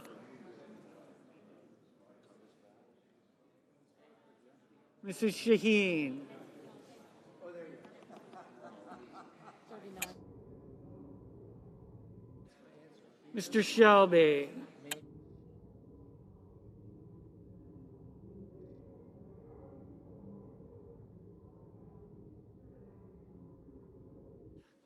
Ms. Sinema.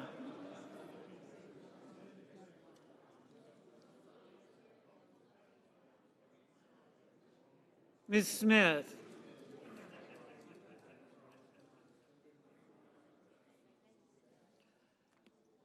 Ms. Stabenow.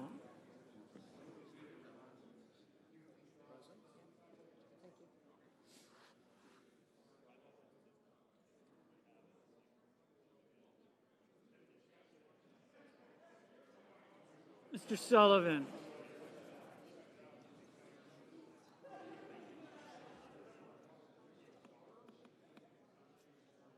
Mr. Tester.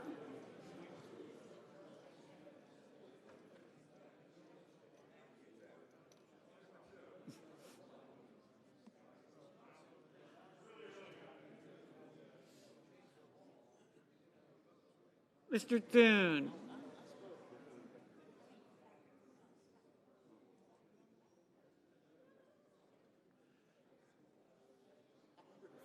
Mr. Tillis.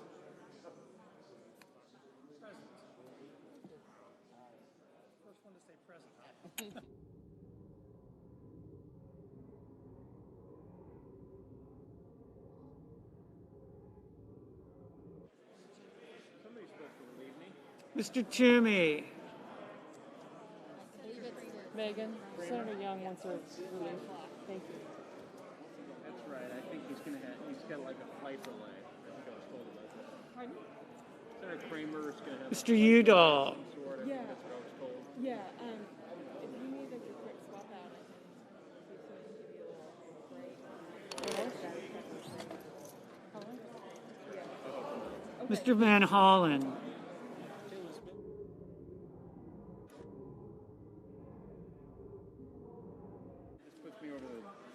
Mr. Warner. There's not a senator that if you care less about a gavel, to be honest with you. Ms. Warren.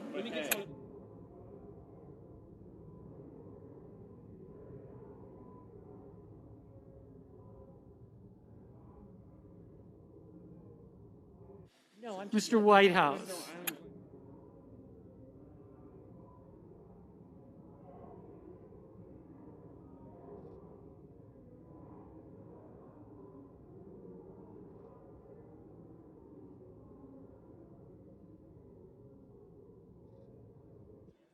Mr. Wyden.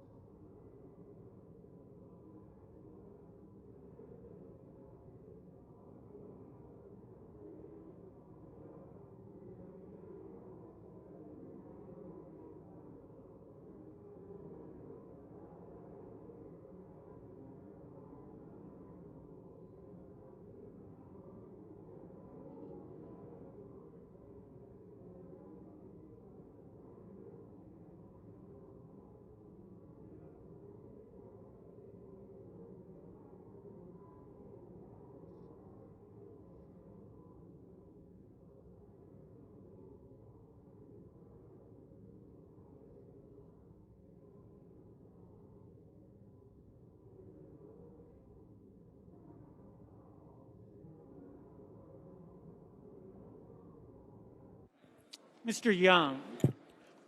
A quorum is now present.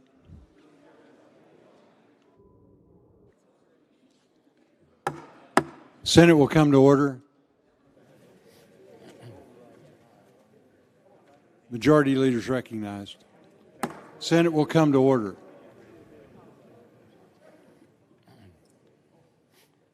Mr. President, I ask the chair to lay before the Senate the veto message on H.R. 6395, and I ask for the yeas and nays.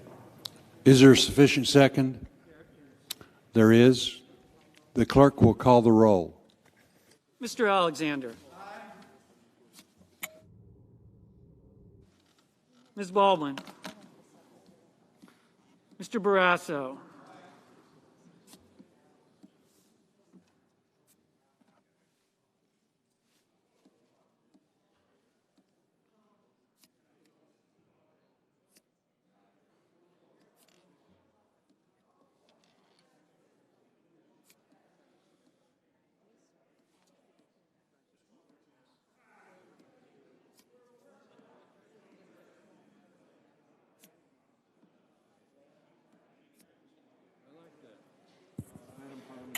Mr. Bennett.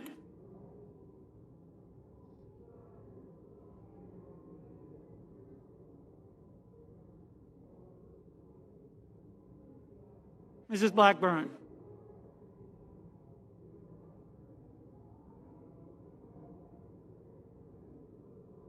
Mr. Blumenthal. Mr. Blunt.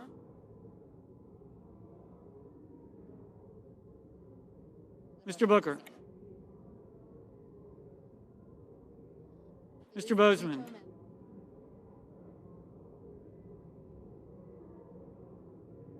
Mr. Braun. Mr. Brown.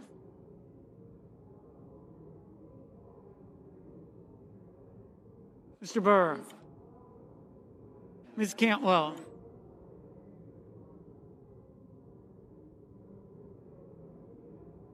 Mrs. Capito.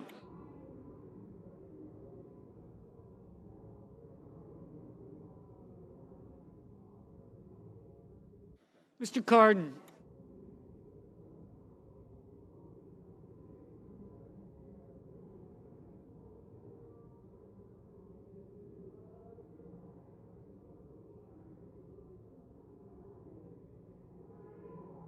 Mr. Carver. Mr. Casey.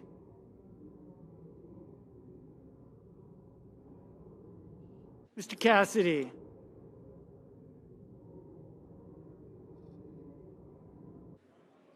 Ms. Collin.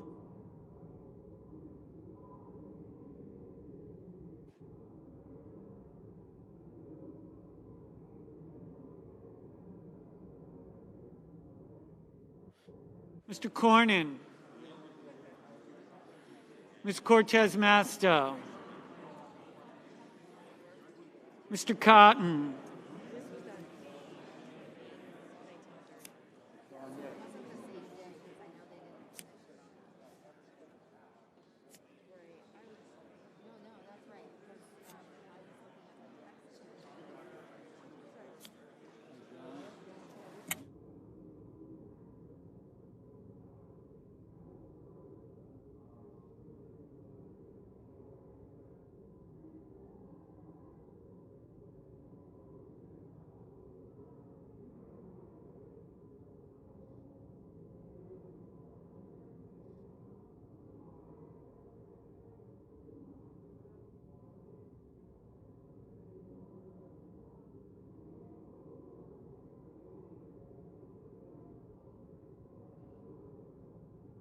Mr. Crapo.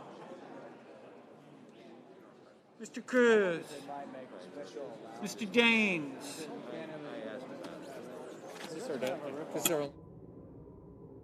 Ms. Duckworth.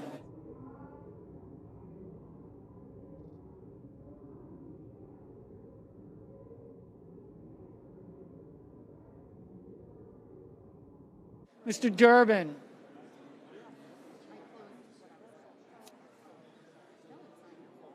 Mr. Enzi.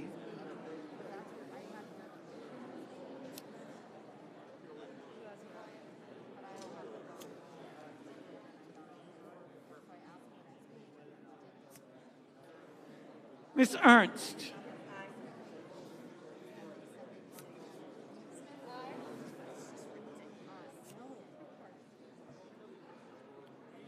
Mrs. Feinstein.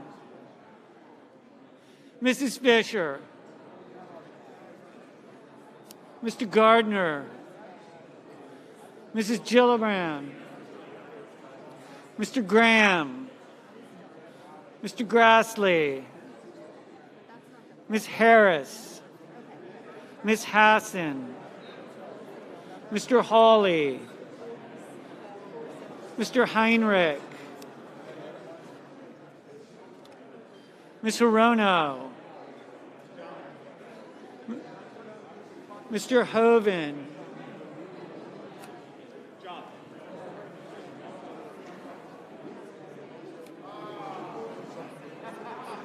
Mrs. Hyde-Smith. Mr. Inhofe.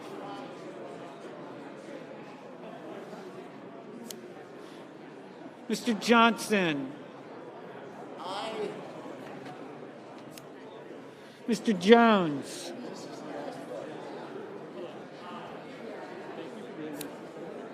Mr. Kane, Mr. Kelly, Mr. Kennedy, Mr. King, Ms. Klobuchar.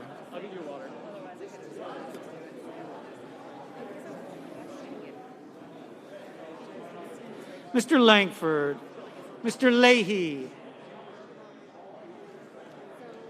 Mr. Lee,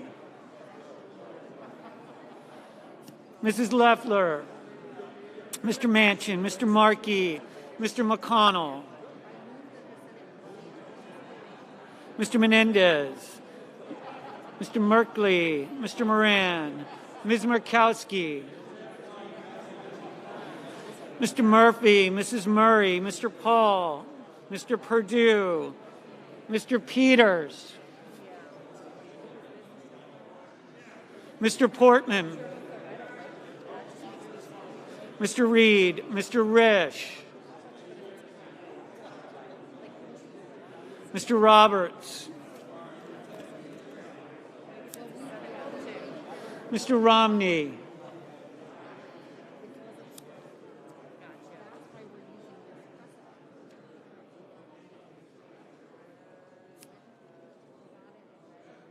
Ms. Rosen,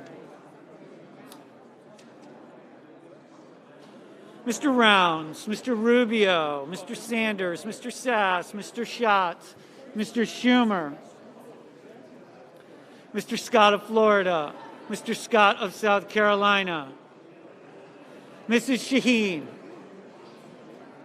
Mr. Shelby, Ms. Sinema, Ms. Smith, Ms. Stabenow, Mr. Sullivan, Mr. Tester, Mr. Thune, Mr. Tillis, Mr. Toomey, Mr. Udall, Mr. Van Hollen, Mr. Warner, Ms. Warren, Mr. Whitehouse, Mr. Wicker, Mr. Wyden,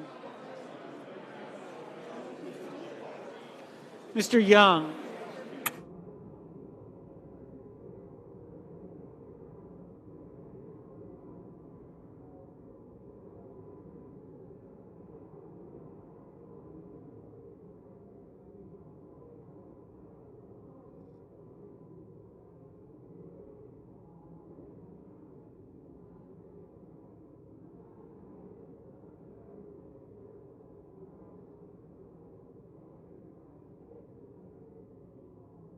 Senators voting in the affirmative: Alexander, Baldwin, Barrasso, Blumenthal, Blunt, Booker, Bozeman, Brown, Burr, Cantwell, Capito, Carper, Casey, Cassidy, Collins, Cornyn, Crapo, Duckworth, Enzi, Fisher, Grassley, Hassan, Heinrich, Inhofe, Johnson, Kane, Kelly, King, Langford, Leahy, Manchin, Menendez, Moran, Murphy, Reed, Risch, Roberts, Romney, Rosen, Rounds, Sanders, Sass, Schatz, Schumer, Scott of Florida, Shelby, Smith, Stabenow, Sullivan, Thune, Tillis, Toomey, Udall, Warner,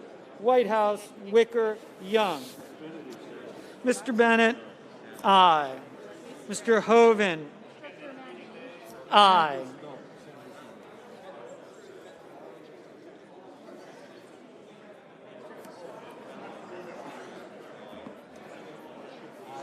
Mr. Daines, aye.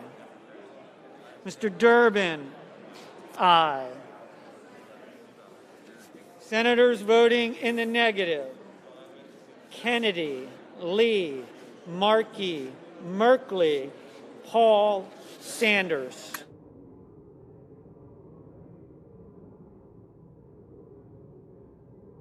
Mr. Hawley, no.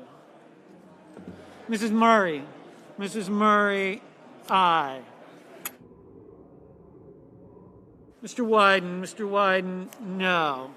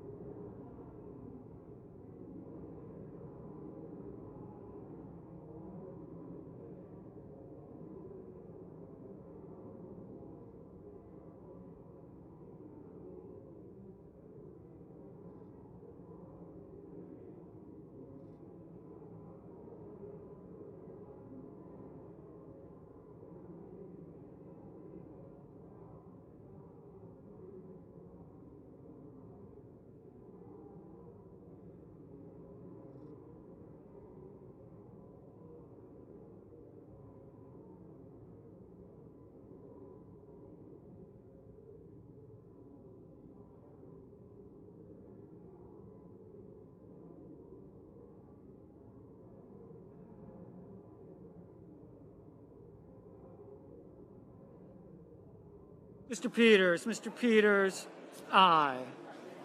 Ms. Warren, no.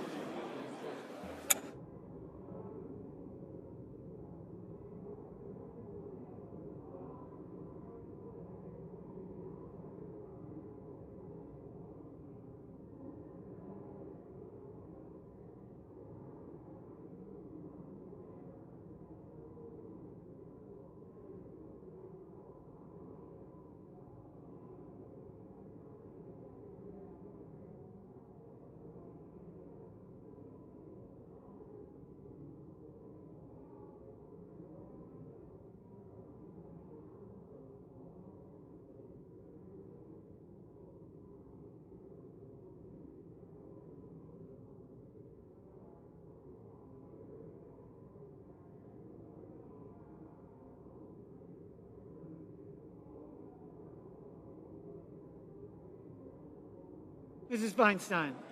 Feinstein, aye.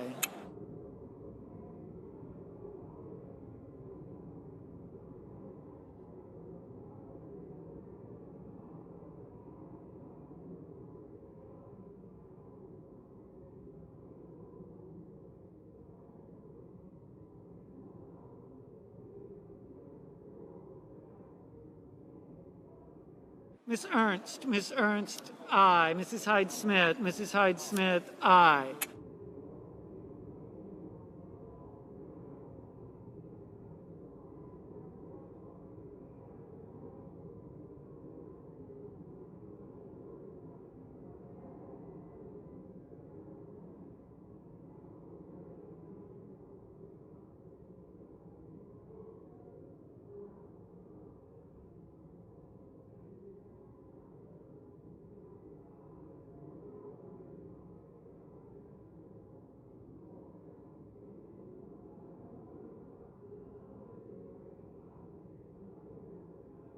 Mr. Coons, aye.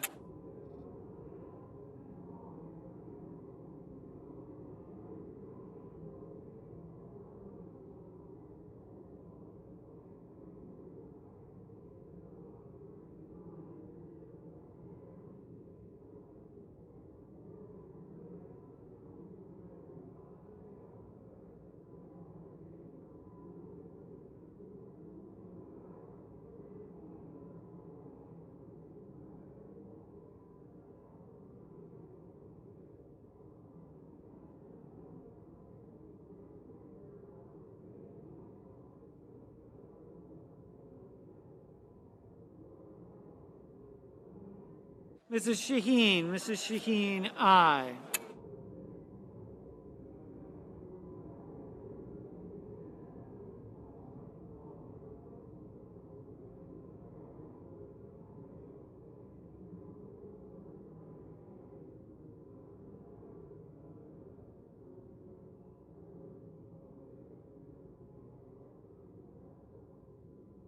Ms. Murkowski, aye.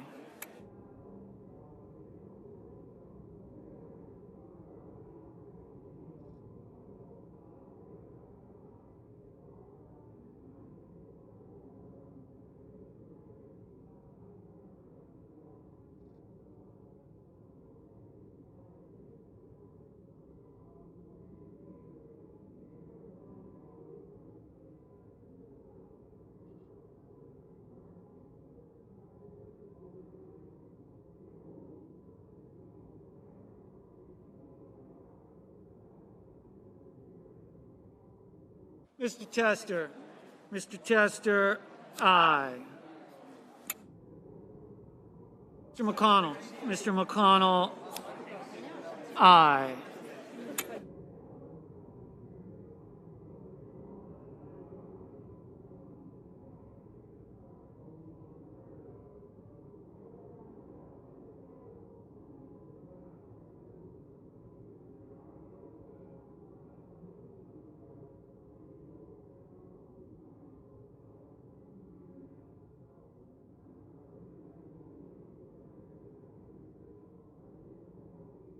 Ms. Harris, aye.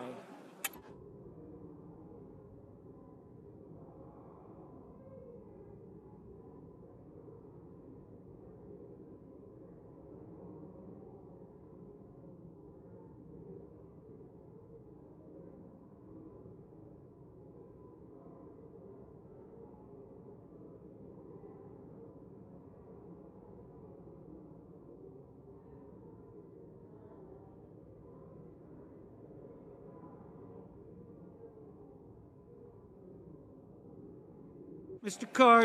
Cardin, aye.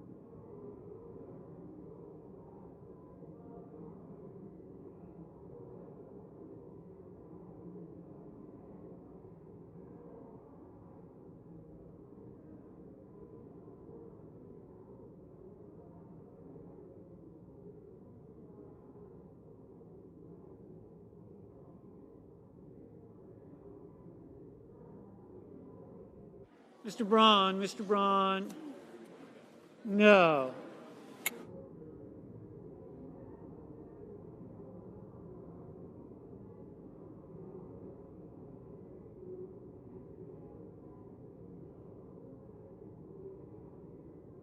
Ms. Cortez Masto, aye.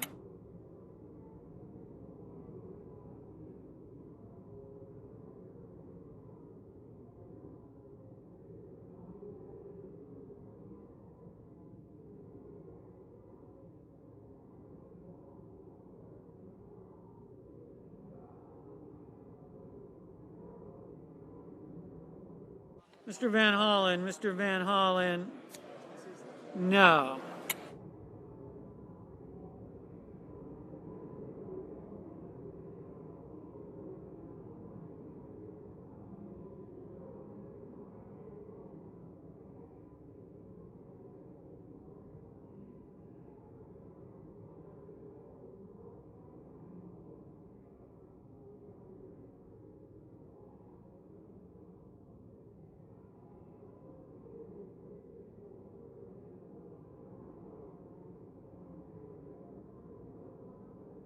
Ms.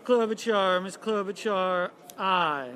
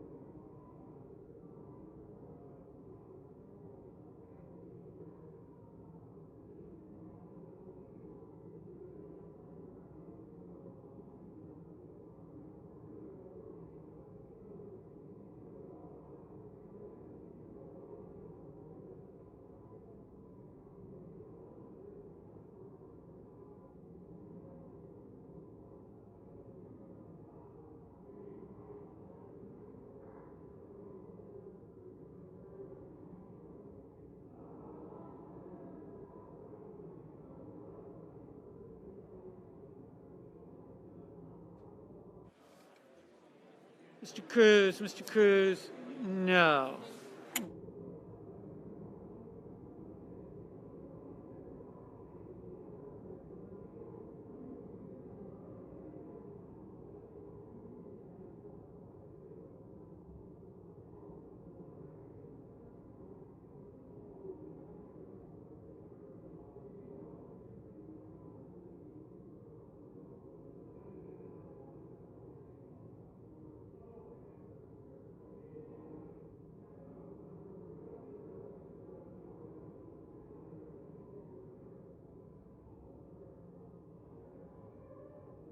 Mr. Scott of South Carolina, aye.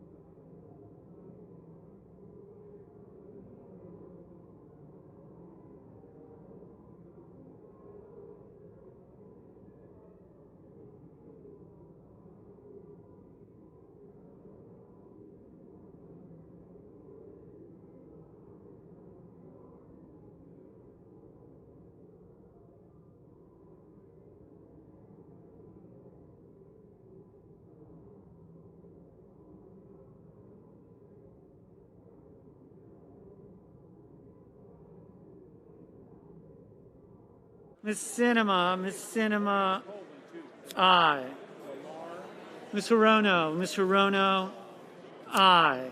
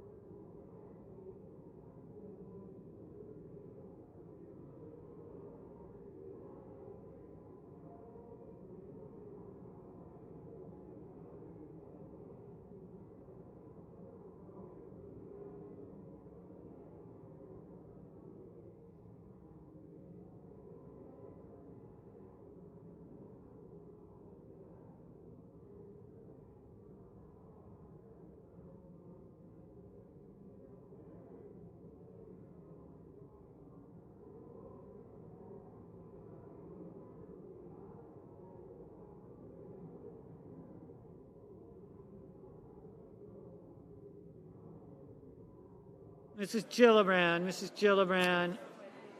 Aye.